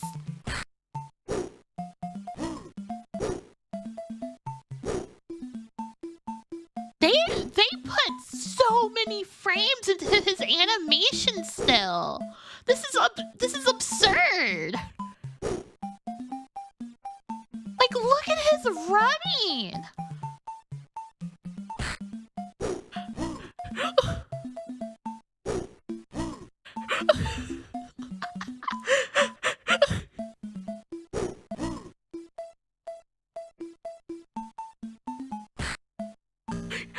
I love the music having to stop when there's sound effects. This is the greatest port of all time. Okay, chat room, I changed my answer from earlier. If a kid came up to me and was like, Cubalt, what retro game would you recommend? I would say, kid, you've got to play Castlevania Symphony of the Night on the Game.com. Kid, you absolutely have to play Castlevania Symphony of the Night, specifically the Game.com version, not the PS1 version. How? It was never released? Well, it got leaked. It's leaked in current day, silly. I can get them set up with a little ROM and emulator. It's cool. That's a joke, of course, to any Twitch staff watching. I would never ever approve of the usage of ROM video games. I think you should all buy your video games, of course. What is this? Oh, is this the GBA pitch for RE2? Okay.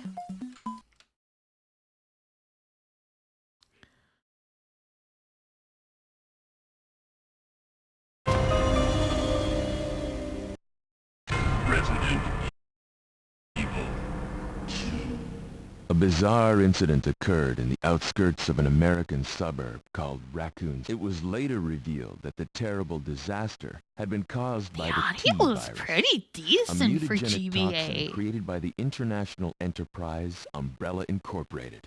For the Raccoon City Police Department's Special Stars Unit immediately began investigation in the case was apparently closed, thanks to the efforts of STARS members Chris Redfield and Jill Valentine. But the Umbrella Corporation's experiments were far from finished. Yeah, if you don't tell them about the PlayStation version, they might never know. They might be like, wow, is this the game everyone loves for the Game.com? Well, wait, you're joking. This is not on the Game Boy Advance. You're pulling my freaking leg. There's no way this is a Game Boy Advance game.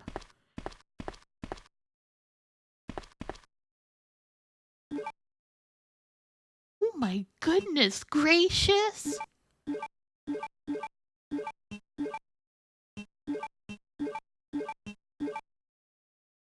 This is absolute wizardry. How are they doing this on a Game Boy?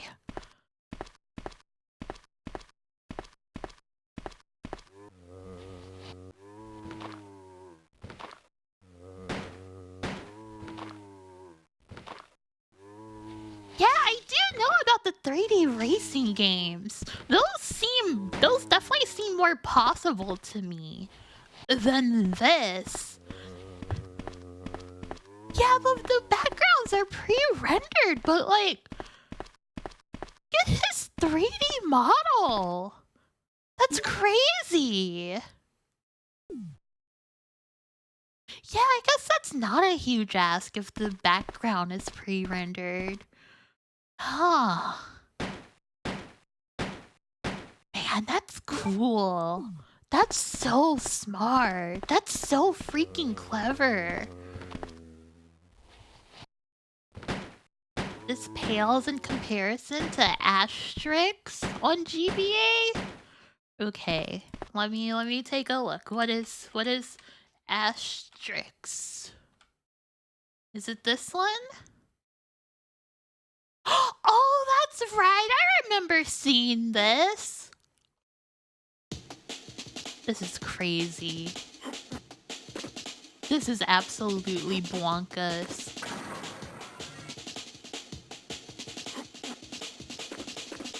His animations are so good. This is Game Boy Advance.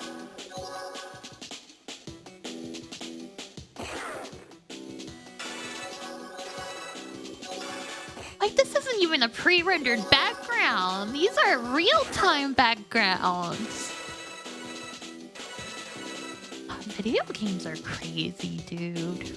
There are some crazy developers out there who can make crazy things like this work.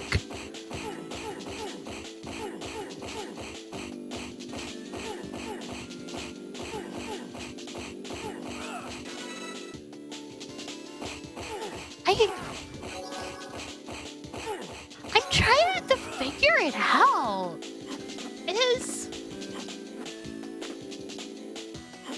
Is the main character's model?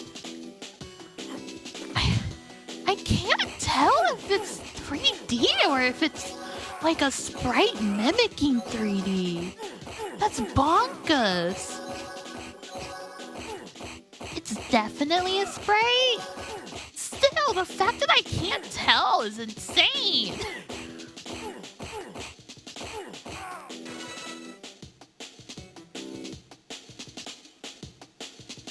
HVGN did a video on how this was achieved? Oh, I'll definitely have to check that out. I'm genuinely pretty curious. It is low res. I guess that does mean that you can trick people quite a bit, but still. It's bonkers. It's crazy. His swimming animation has so many flames.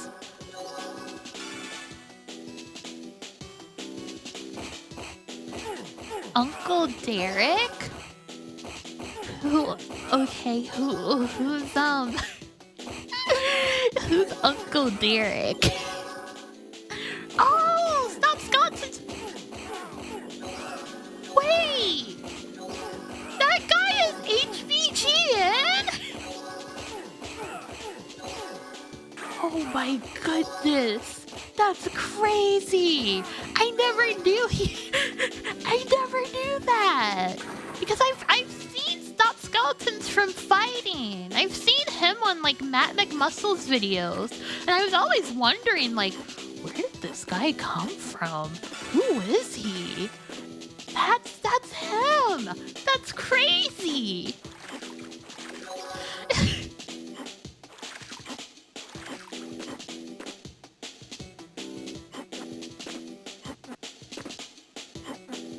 Sorry, I know I shouldn't be... I know I shouldn't be watching this video for like 50 hours, but it's so good. It's so good. This is so crazy to look at.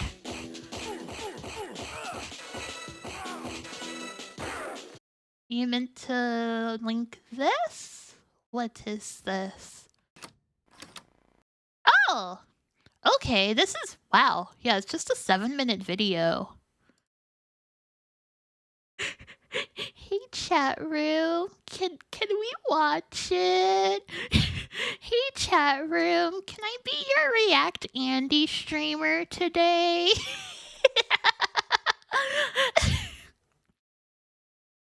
Okay. Okay, I'm gonna pull it up. I'm gonna pull it up.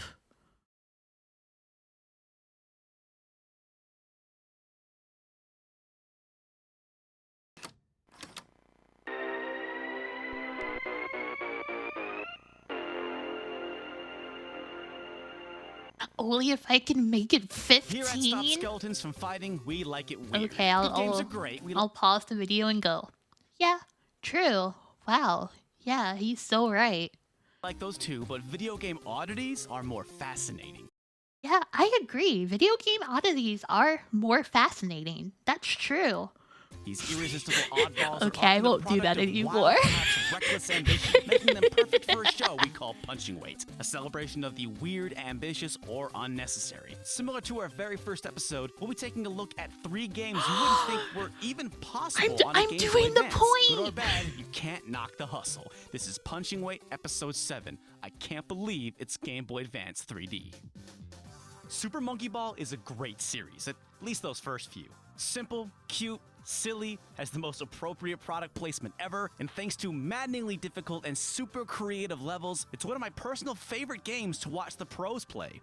Please note, this is footage of me playing, and I definitely ain't no Monkey Ball pro. But what I am a fan of is the Game Boy Advance port, Super Monkey Ball Jr. Wow, Released that does between the look 2 GameCube crazy. games, Junior is surprisingly competent. The game's sprawling levels are rendered in full 3D and look great, even if most courses have been shrunken down a bit. The frame rate ain't too bad either, and I don't recall seeing any slowdown. But Monkey Ball demands precision, and you'd think this game would be impossible DJ without an Tunes. analog stick. Welcome. But to replicate that precision, the A and B buttons radically or gently tilt the tables respectively. It's not perfect, but it works fairly well, though the game still proves quite difficult and long sessions have left my thumb a little raw. I don't want to shock you people, but this may not be a perfect conversion of the GameCube game. But like the GameCube original, Junior has a ton of content. As you grind through its Hey, just 65 drink water. single-player Thank you, levels, you'll Rhubarb earn points to Gatorade. unlock minigames and multiplayer modes. Yeah, just in case you and your buddies need a palate cleanser after a few epic matches of Warlocked.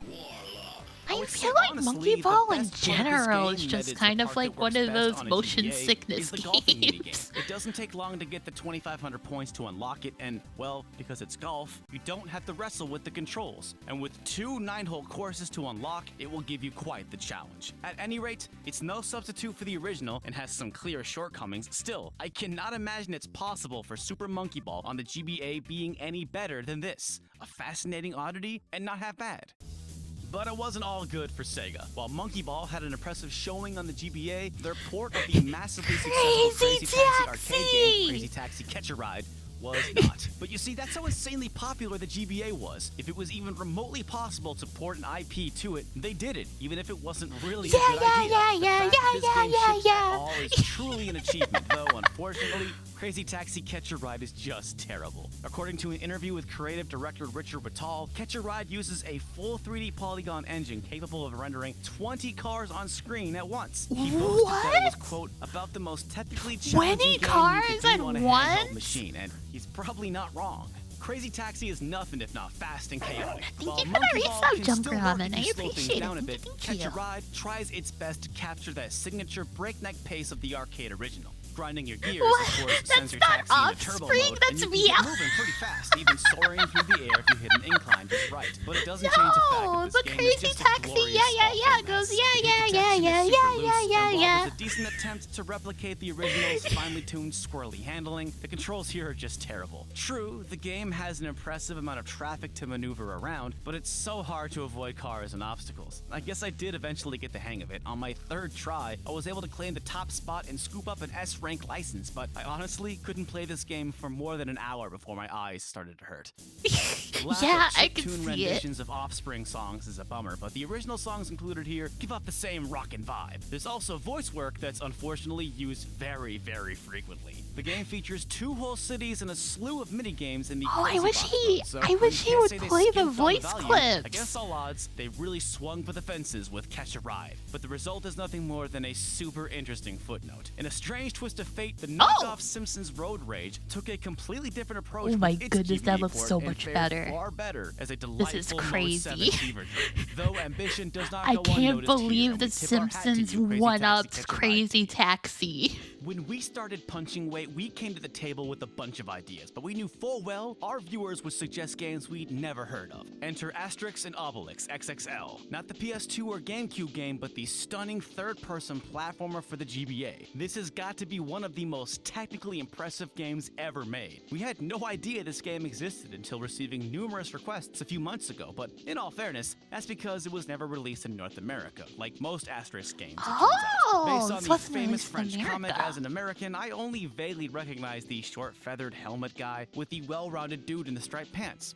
Beard Bros. This game looks and controls remarkably well. If I didn't know this was a GBA game, I'd swear I was looking at some late-era PS1 footage. Yeah, this reminds me of Kingsley's Adventure on the PS1. While the characters are not full 3D models, the sprite work gets the job done, and the world is rendered in 3D with minimal issues. Well, minimal issues that I'm willing to forgive. Standing near a wall sort of breaks the illusion. To compensate the lack of nuance, hit detection is very generous, which helps make the occasional sprite perspective breaks more humorous than annoying. There's a fair share of platforming, but this is a pretty simple button masher for the most part, tasking you to clobber enemies until a counter ticks down and a door unlocks. Unlike the other two games, there's not much beyond the graphical wonders here, though I imagine collecting all the items in each level would take some time. France's The team Mickey responsible Mouse? is Valez and Dubail, an internal That's dev team at crazy. Atari. They are actually responsible for a number of incredible technical marvels, including the GBA port of Driver 3 and what was supposed to be another driver game, c.o.p, the Recruit.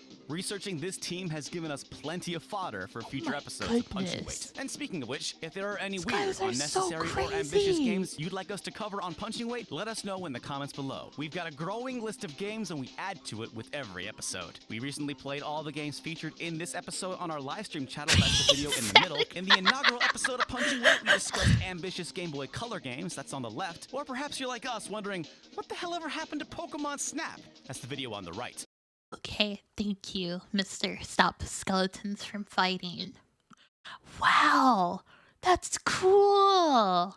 C.o.p the Recruit for DS? Okay, hold on, I want to see this one too. C.o.p the Recruit DS. Yeah, let's see that. Awesome intro, John God Games. Thank you so much, Mr. John God Games.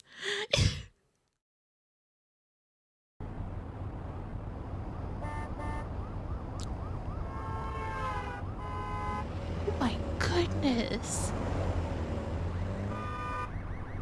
There's so much poppin', but this is still crazy for the DS. Hello, Elringa. Welcome, welcome.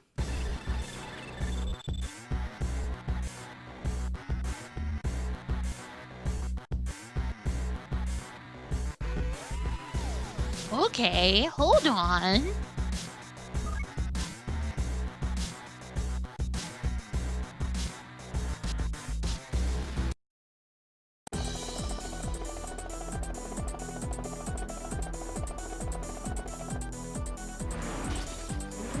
Wow, those 3D models are so high quality.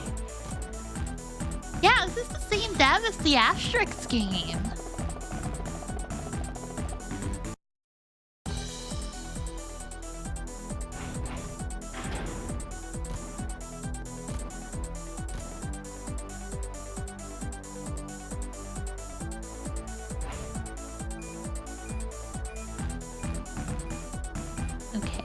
I want to see the gameplay now.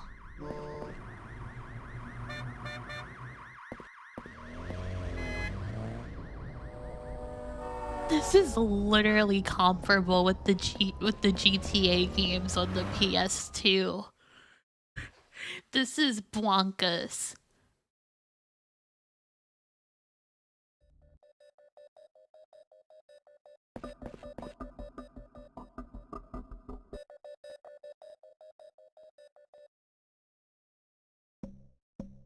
The premise of this is that you're a former street racing junkie who gets recruited into being an undercover co-op.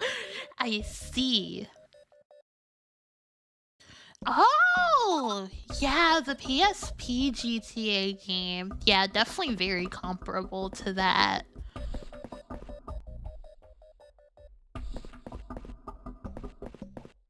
Oh, okay, he is upscaling and turning on anti-aliasing. Okay.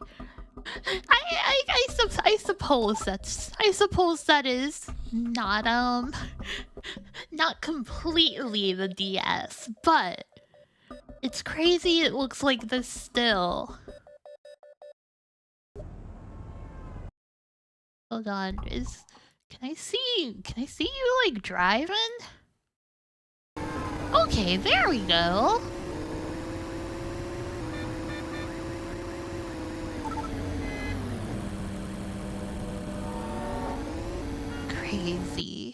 Crazy. Okay.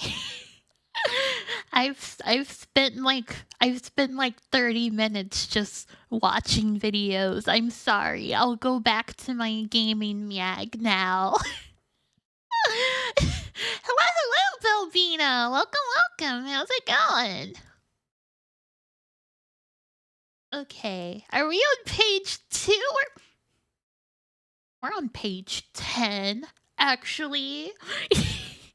We've gotten pretty far in our little magazine. Okay, all right. Yeah.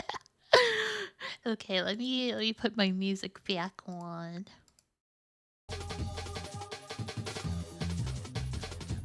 Okay. The Wonder Years. Let's see. You're one of only a few, too, that I know of. Give me magazine to adults. Thank you. Now, more importantly, I have a few things I would like to comment on about video games. The first being, thank you so much for including a retro column. I look forward to reading about the good old days of video games every month. The objective of these streams is to see how far in a tangent chat can get me to go on. Yeah, I suppose so. I thoroughly enjoyed Flashback Atari 2600. I still own my Atari and play it often. In fact, I still buy games for it too. Yes, you can still find them. You just gotta look. Which leads me to my first point. Gameplay. It seems to me that while a lot of enjoyable games in the market... while there are a lot of enjoyable games in the market, none are coming close to many of the original classic arcade games. It really hit me the other day while playing a rousing game of Millipede.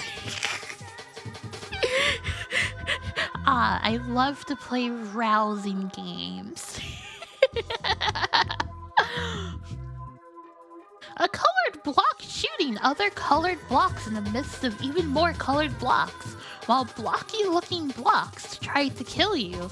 For anyone under the age of 20 who's confused, I must have played for over 2 hours non-stop, yet I didn't even realize the time. There are numerous games like this available for the 2600.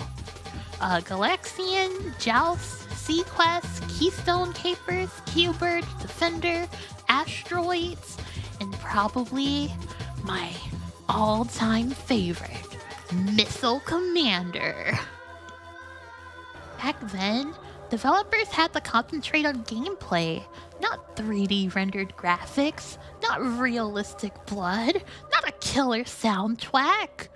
All they worried about was, is this fun? Then coming to my second point, just what the heck happened to Atari? Are a bunch of clowns running that place or what? I'm unfortunate enough to own a Jaguar.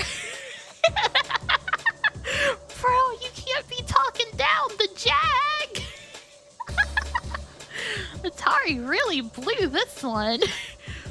Don't get me wrong, it is a great system, but talk about not taking advantage of a year's head start. Numerous software delays, horrible games, a much delayed CD attachment, and just bad advertising. It's sad to say, but I think Atari is never going to make any headway with this system. Although the new ad campaign actually made me laugh. I wish you told me about the new ad campaign. What is it? Atari's big problem is not giving the gamer what he wants. This sort of ties into my point above. But what game was the highest rated and most popular for the Jag? Oh my goodness, he calls it the Jag as well. Let's go! Tempest 2000, of course. Atari should have immediately set hard at work on a 2000 series. Sure, Defender 2000 is set to come out in December, but there should have been something out months ago. Atari could have really cashed in on nostalgia, but they didn't, and once again blew it. In my opinion, magazines have been all but truthful in their reviews of Jag carts, and any anti-Atari comments are just truths that Atari fans don't want to accept. As a Jag owner, the only people I blame are Sam Tamil and all those other bozos who operate Atari. This is awesome. I was gonna buy the Jag CD, but opted instead to buy the Sony PlayStation. I would rather buy a system that is 1, supported by its own company, 2, supported by other companies, and 3, just superior in every way. Unless Atari pulls off a big miracle, they had better start planning their next attack. Oh, they didn't even respond to that guy. The Atari branded hotel. There's an Atari branded hotel? Oh, hold on. Atari Hotel. There's an Atari Hotel? Oh my goodness. Chat room. Chat room.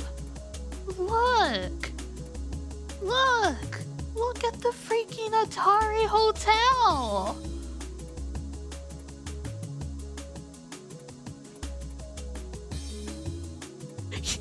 Atari Hotel. Wow. It's literally Atari. Cupid Con at the Atari Hotel when? Soon, don't worry. Wait, is this one real? Future Las Vegas destination said to be a paradise for gamers. Atari Hotel, look at that, just released these renderings. No. These are all just... They're just mock-ups. I want to see it for real. What is this you've linked, Cafro? What? Oh, hold on. Oh, hold on. I think we have to go through this website together.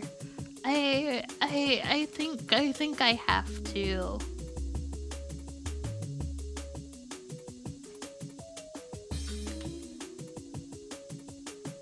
Okay. My goodness. So this is the website for Atari Hotels. They have a story world. And in this story world, here's the futuristic world of CG, where the streets are a racetrack, the sidewalks are the stadium, and the hover cycle is king. Okay. What? Tesla Arena, here I come!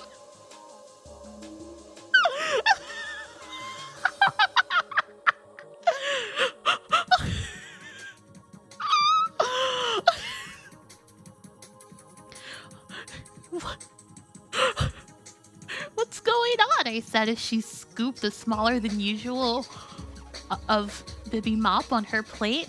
The question startled her, like I'd snapped her out of a dream, and not a good one. Huh? Nothing. This is your favorite meal, and there's a race tomorrow. Usually I can't shut you up. Babe, what's wrong? You haven't touched your Sonic mac and cheese.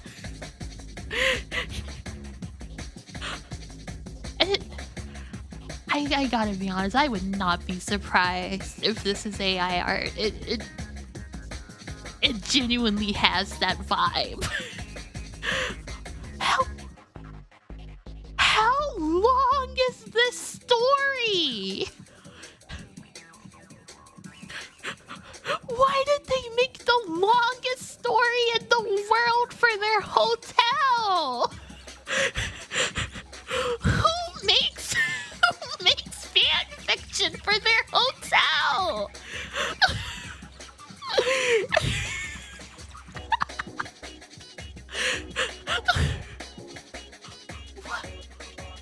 What's going on?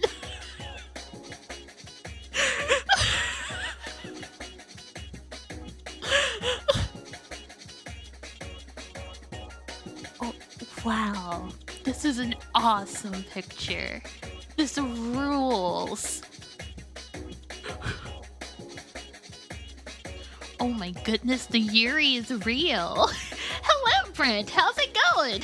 What are we looking at? We're looking at the fan fiction for the Atari Hotel. They spent all their time making this story. That's why it's still in the mock-up stage. This... Oh my goodness. Wow.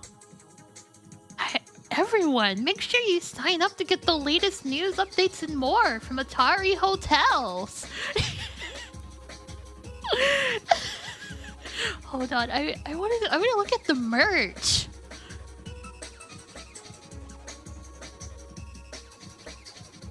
Oh my goodness. I can't believe they have Atari Hotel merchandise that's all sold out, apparently. Oh my goodness. This hotel isn't even real yet. This isn't a real hotel yet. What are they doing?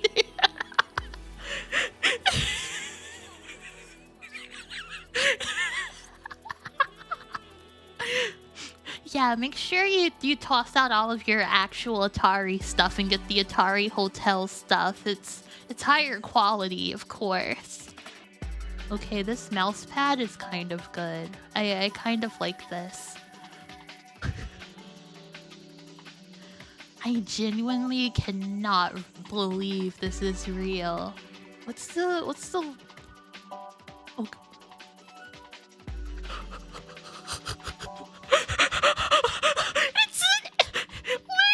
It's an NFT thing?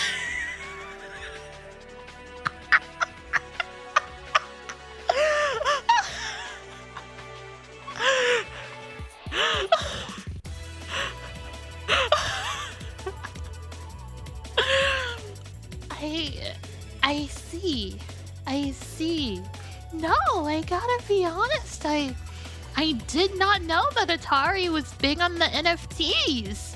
I gotta be real. Wow, this is awesome. They haven't updated their news since 2022. Chat room, are we ever gonna get the Atari Hotel? It's looking bleak, bros.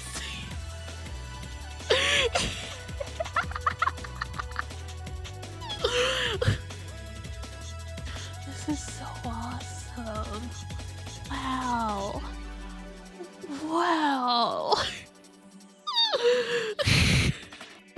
I don't know what to say. Oh, there just hasn't been any gaming news in 3 years. Yeah, that's true. It's been pretty quiet. The hotel been built on the old Nintendo. What? They built a hotel on the old Nintendo headquarters? Are they gonna get cursed? They're gonna get cursed by the ancient Nintendo spirits. Oh no!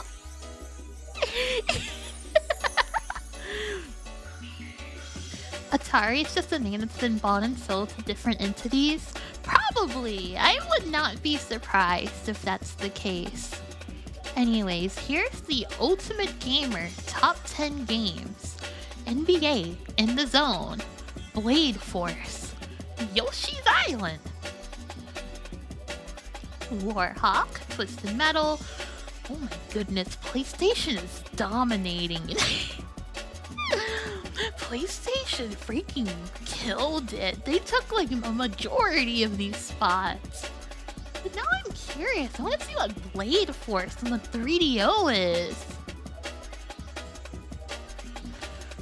Blade Force 3DO.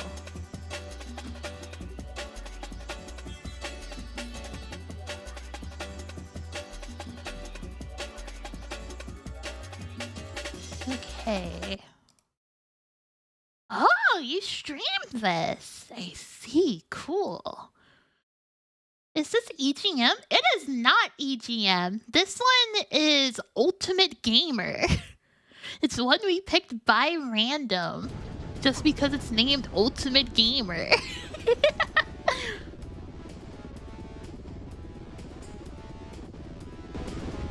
Is this the actual music for this game?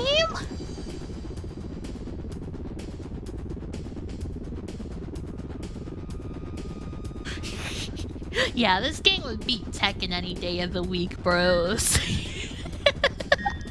I need to go look at the intro. Okay, I'll go look at the intro. And also, hello, Big Line Man. Thank you for the follow. I appreciate it. Thank you. And I will fix the cropping. I'm sorry, chat room. I'm so lazy. I'm so bad at this. Welcome to Okay. Mega Grid. There we This is go. 2110. Chaos, mayhem, and destruction rule. And the police are under siege. A city taken over by crime lords like Terrence Pitt. With his trigger-happy thugs, he rules the criminal underworld with an iron fist. Steel Medusa Sisters, the product of a biometallurgical experiment. gone Medusa? bad.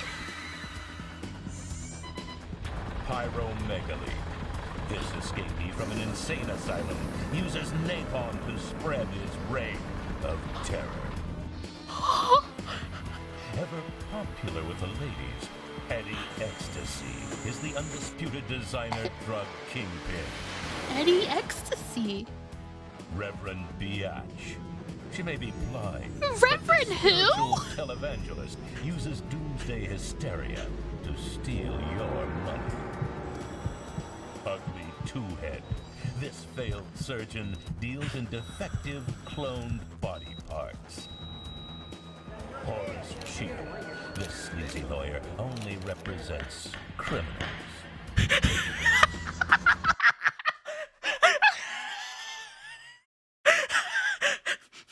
I love that there's all these freaks. There's the Medusa Sisters. There's the drug kingpin. The surgeon with two faces. And this lawyer only defends criminals. What the heck?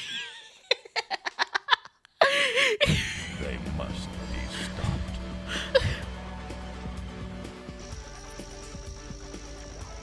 With the help of Dr. Gruber, you will take to the sky, seek out your enemies, and destroy them. The fate of Mega Grid relies on your skill and courage to crush these criminal forces. You must take back the city. By force. Awesome! Blade Force. Okay, yeah, this game beats Yoshi's Island. I'm sorry. I'm sorry, bros. Yoshi cannot compare to this. When will Yoshi have a deranged surgeon with 2 faces, huh?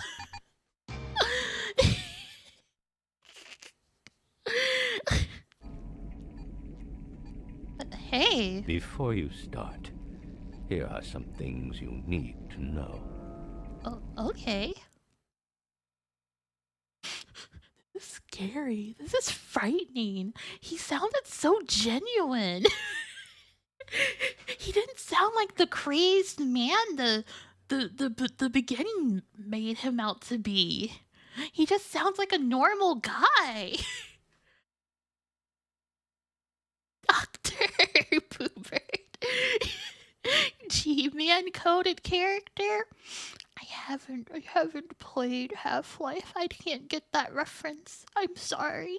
It was weirdly intimate with Mr. Goobert. I want to see him again.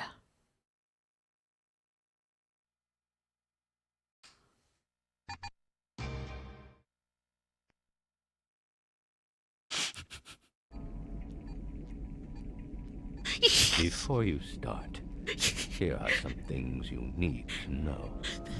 Thank you. I love his head movement animations.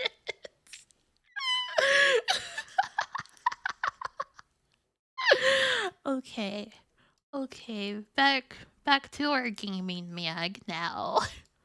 It is. Oh my goodness, you're right. It is Oblivion.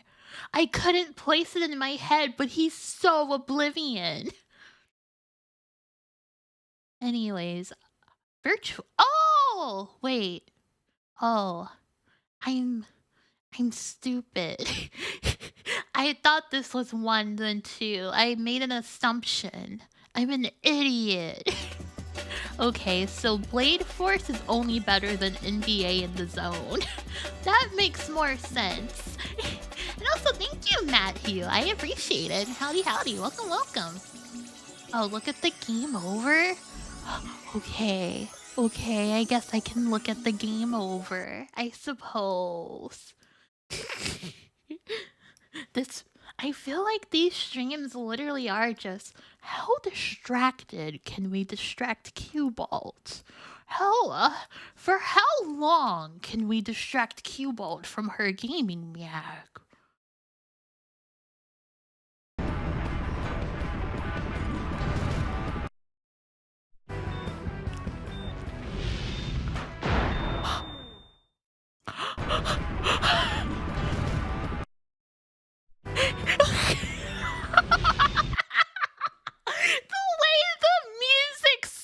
And it's just like out of health.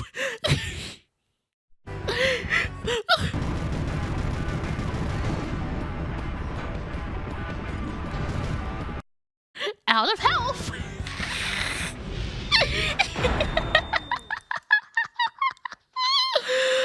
Awesome.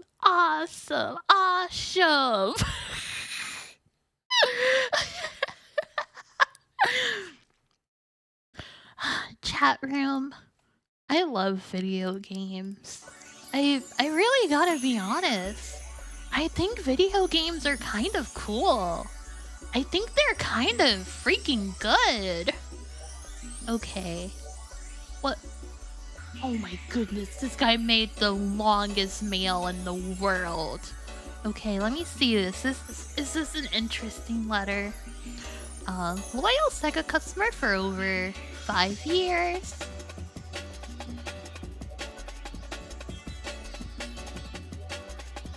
It was EA Sports title, so maybe loyal to the platform.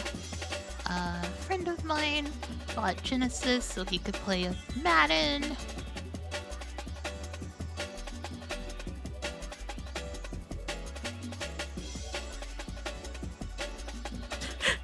He addressed... Oh my goodness, he did address it to Kalinske. That's awesome. Okay, this is probably an interesting letter. But let me see if there... Let me try to find some interesting parts. Sega CD, opinion of Sega has been declining ever since. Joe Montana CD football have been hyped up for more than 6 months. It's the greatest football game of all time. Oh my goodness! $230 and $60? Okay, hold on. I gotta look at the inflation calculator. Okay. 93. And that's $290. How much is that today? $648. Oh my goodness. That's like a PS5. That's crazy. Oh, interesting wiki quote. Blade Force has been met with mostly positive reception from the video game magazines and other dedicated outlets that reviewed the game since its launch, with praise towards presentation, texture maps, polygon graphics, and sound design, though some reviewers criticized other aspects of the title, such as the gameplay. That's funny.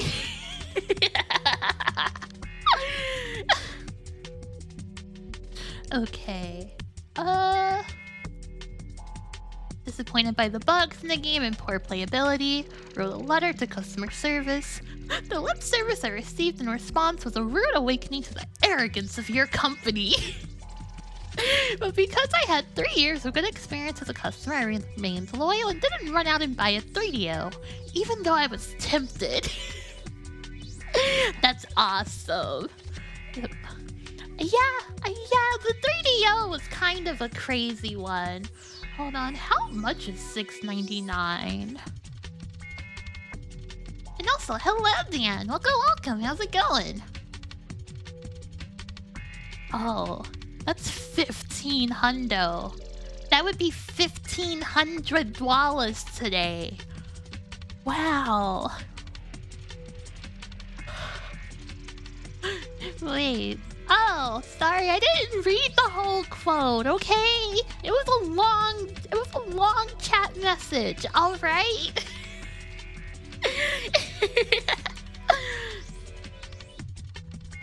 Okay. I did start having questions. If it only costs $3 to physically manufacture a compact disc, a fraction of the cost of a memory chip, why don't CDs sell less than a cartridge? Why can't these cost savings be passed along to us poor saps who invested $250 for the next level? Why weren't more CDs with 4 classic games developed and sold? Where are all my issues of Sega Visions that I was promised every time I filled out a customer survey card? Why is Sega treating me like dirt?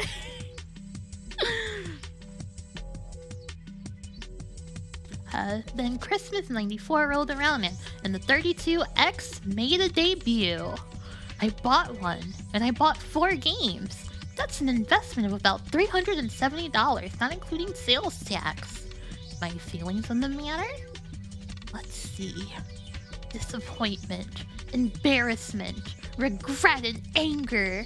How did I feel when the Saturn was released a mere 6 months later? Like a sucker! Does your marketing department have even the remotest idea what the market is like anymore? I am the person who can afford a 32-bit platform. I have the disposable income to buy games. I have influence over other potential customers. Oh, chat room, this guy is an influencer back in the day. This is crazy. So why would you want to alienate me, huh? I think I know, even though I'm sure my opinion is falling on deaf ears. Sega and Nintendo have begun to believe their own press releases. Name recognition and hype will only carry sales and loyalty to a limit, and I think you've reached yours. When was the last time Sega developed a system that wasn't rushed to market before it was ready? You know that the honest answer is 89. But Tom, oh, he pulled out the first name. But Tom, I'm not angry, just very, very disappointed. After all, actions speak louder than words, right? That's why I bought a Sony PlayStation yesterday. In your freaking face, Tom.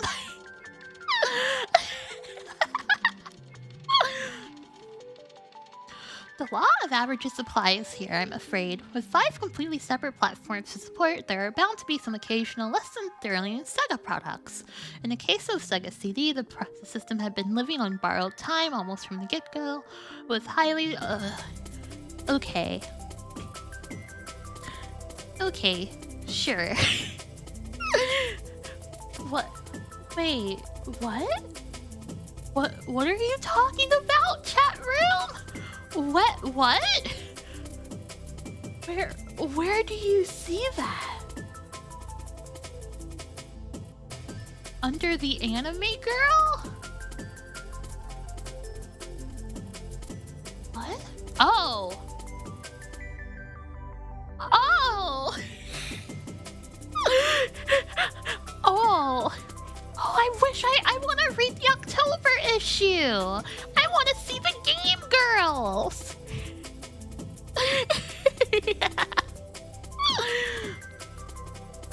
Going berserk. Hey, I just woke up. Here's my story. I'm 25 and have been in the jungle since I burnt out on Donkey Kong around 84. So naturally, I don't know squat about the game scene now, but about 6 months ago, a friend of mine turned me onto a Sega Genesis. He had Mortal Kombat, Miss Pac-Man, and of course, Sonic 2. Needless to say, I'm from the old school, so I went straight for the Miss Pac-Man cart. Well, after 2 days I was sick of it, so I switched to Sonic. I went berserk!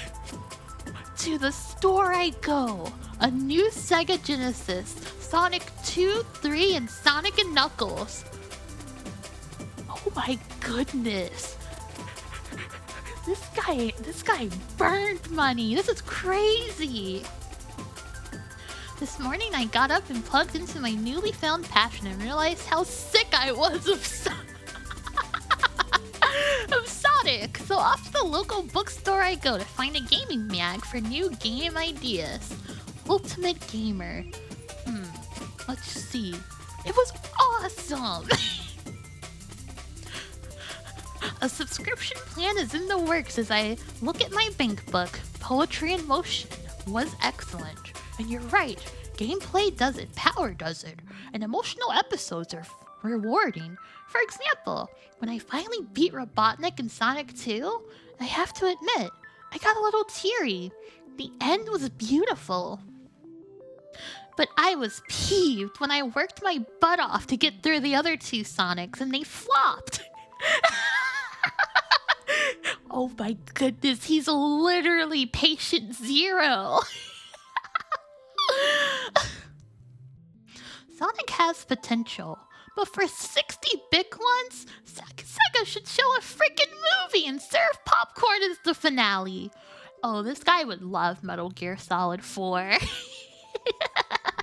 This guy would have fallen in love with Metal Gear Solid 4. Thank you for opening my eyes to a new generation of games. We've come a long way since Frogger. And thank you for showing me there's more to life than Sonic. I'm thinking about gutting my Genesis. My cat needs a new litter Bro! Chris Harrison, you can't do that to your Genesis, man. Come on. Okay, crazy experiment. Dear Ultimate Gamer, I've got some questions. How many bits was the 2600? How about the 7800? What would happen if you put a PlayStation processor in a 2600 or a Saturn processor in a ColecoVision? From Green Octopus, aka David X. Yeah, this guy does sound like he would be a crazy scientist. That's awesome. Yeah, nothing would happen. Me so horny. Okay. Oh, alright. Dear Ultimate Gamer, I think you've got the best video game mag in the industry.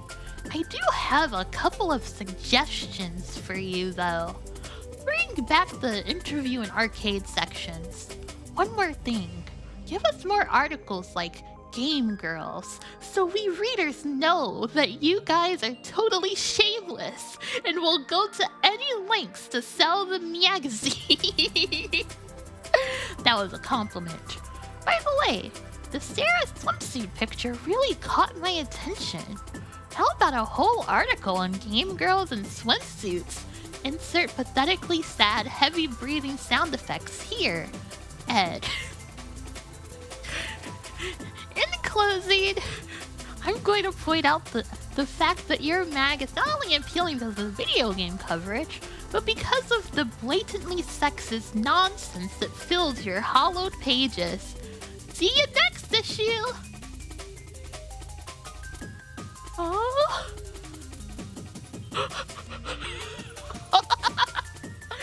This guy would also like MGS4.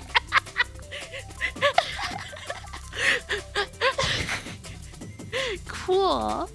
Epic. Okay, let's move on.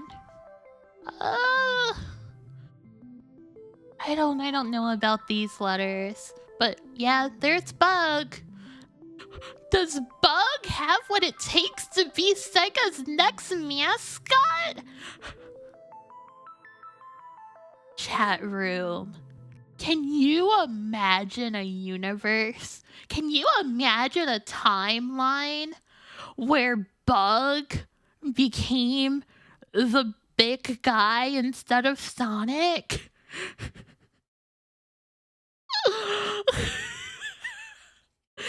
Can you imagine all of the Bug OCs in the world? That's so crazy to think about. It's so crazy. I have seen the Bug game over screen. I know about it. Okay, hold on. I'll pull up the Bug the Bug game over screen just for you, chat room. I know you love it.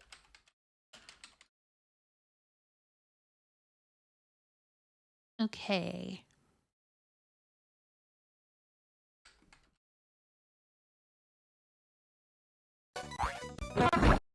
Okay, chat room.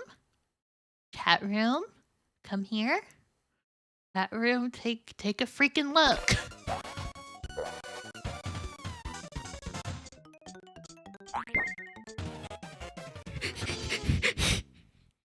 Okay, Mr. Hotshot Game Player, now what?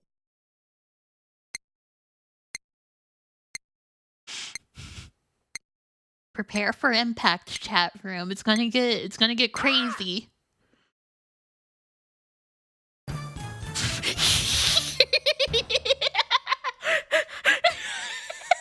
Nice, but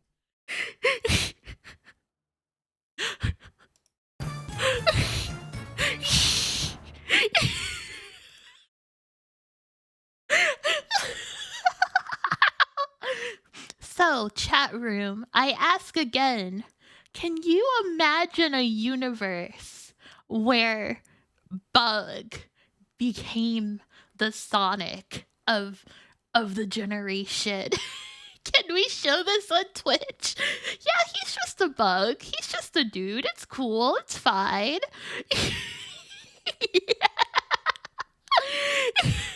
You're mad.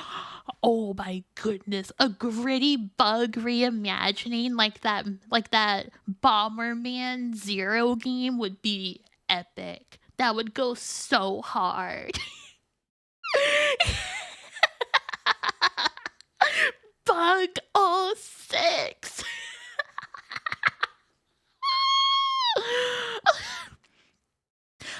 Bug Riders, Bug Frontier, Bug Forces. Bug. Oh, please don't unleash him. Please don't give him a werebug.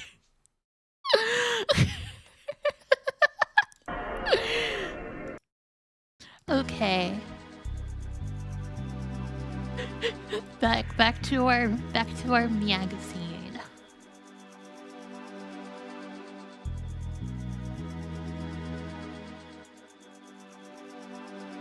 Oh. Play import games on your US PlayStation. You need a large paperclip and a copy of a US PlayStation game in order to play the import game. Bend the paperclip approximately 45 degrees as shown. Open the CD lid. Do not insert a CD yet. Turn on the power. With no CD inside, go to the audio menu. Now enter the US game. Do not close the lid. Wedge the paperclip into the upper right corner of the CD tray and down into the hole on the small button. The CD will begin to spin. Once it stops spinning, take the US game out and replace it with the import game. Now exit the audio CD menu screen. Joy. Did this really work? This is awesome. Also, thank you for the Prime sub, Ashenzor. I appreciate it. Thank you. So, wait. Are you not allowed to close the lid? Are you able to close the lid or not? Ah, what do you know about the internals? Wow. That's so cool. That's so interesting. I wish I was into like pirating back in the PS1 days. It sounds so fun.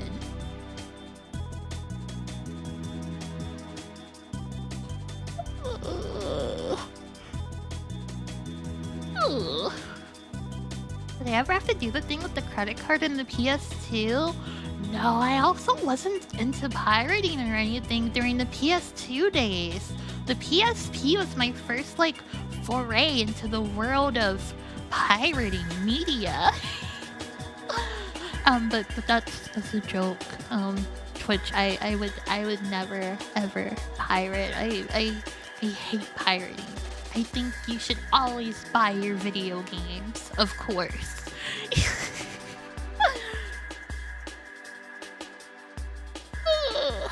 Wait, feed the machine? Because after all, you are what you eat. You had like game shops that sold the original games and also installed mod chips and sold you CDRs? Oh, that's awesome. Right, these transitions would take like 60 seconds. Oh my goodness. Oh my goodness, you had to resolder your 360 yourself? I don't know. I remember me and my brother's 360 also had the red ring of death, and I was too young. I didn't know how to fix it, but I remember he was trying all kinds of tricks that he read on the internet about how to fix it. It was pretty epic. He never fixed it, by the way. We had to just get a new 360. Nintendo readies in 64.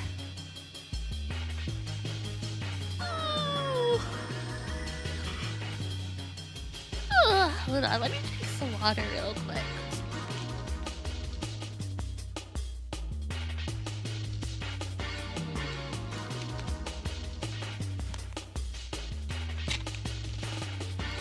Okay. How long have I been streaming? Oh, almost 3 hours. Okay. Let's see. I'm trying to think. Is it okay if today is a shorter stream, sheepdogs? I'm honestly, I don't know, I've been feeling a bit off today. I've been having a lot of fun doing gaming reacts, but I don't know, I think it's probably still side effects from COVID. My throat just feels weird right now. I don't know. I'm sorry.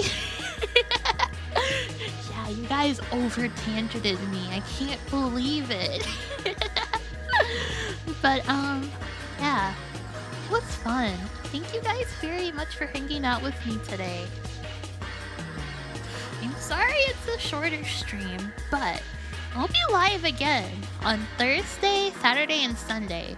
And maybe Tuesday. I haven't decided if I'll do an April Fool's stream or not. Maybe I will. We'll see. But yeah, I also think Ultimate Gamer was pretty good. I wasn't really expecting much, but I've had a good time reading this mag. I wanna read the Girls in Games article that guy referenced. I'm curious. And also thank you for the follow, Prismatic7. I appreciate it. Thank you. Okay, let me do my ending stream shills. Chat room, sheepdogs. I have a Discord server. I have a Twitter. I have a Bluesky. If you want to check me out on those things, you can. Discord's gonna be the absolute best way to keep up with my streams. Bluesky and Twitter are kinda suboptimal. But I mean, sometimes they work a little bit. Other than that, I also have a VODs channel where you can watch the previous Cubalt VODs if you are ever interested. And merch! We have merch! If you would like to get Cubalt merch, there you go. Ooh. Oh, Rickman! Yippee! I'm excited. Thank you. Okay. Let's see. Who should we raid today?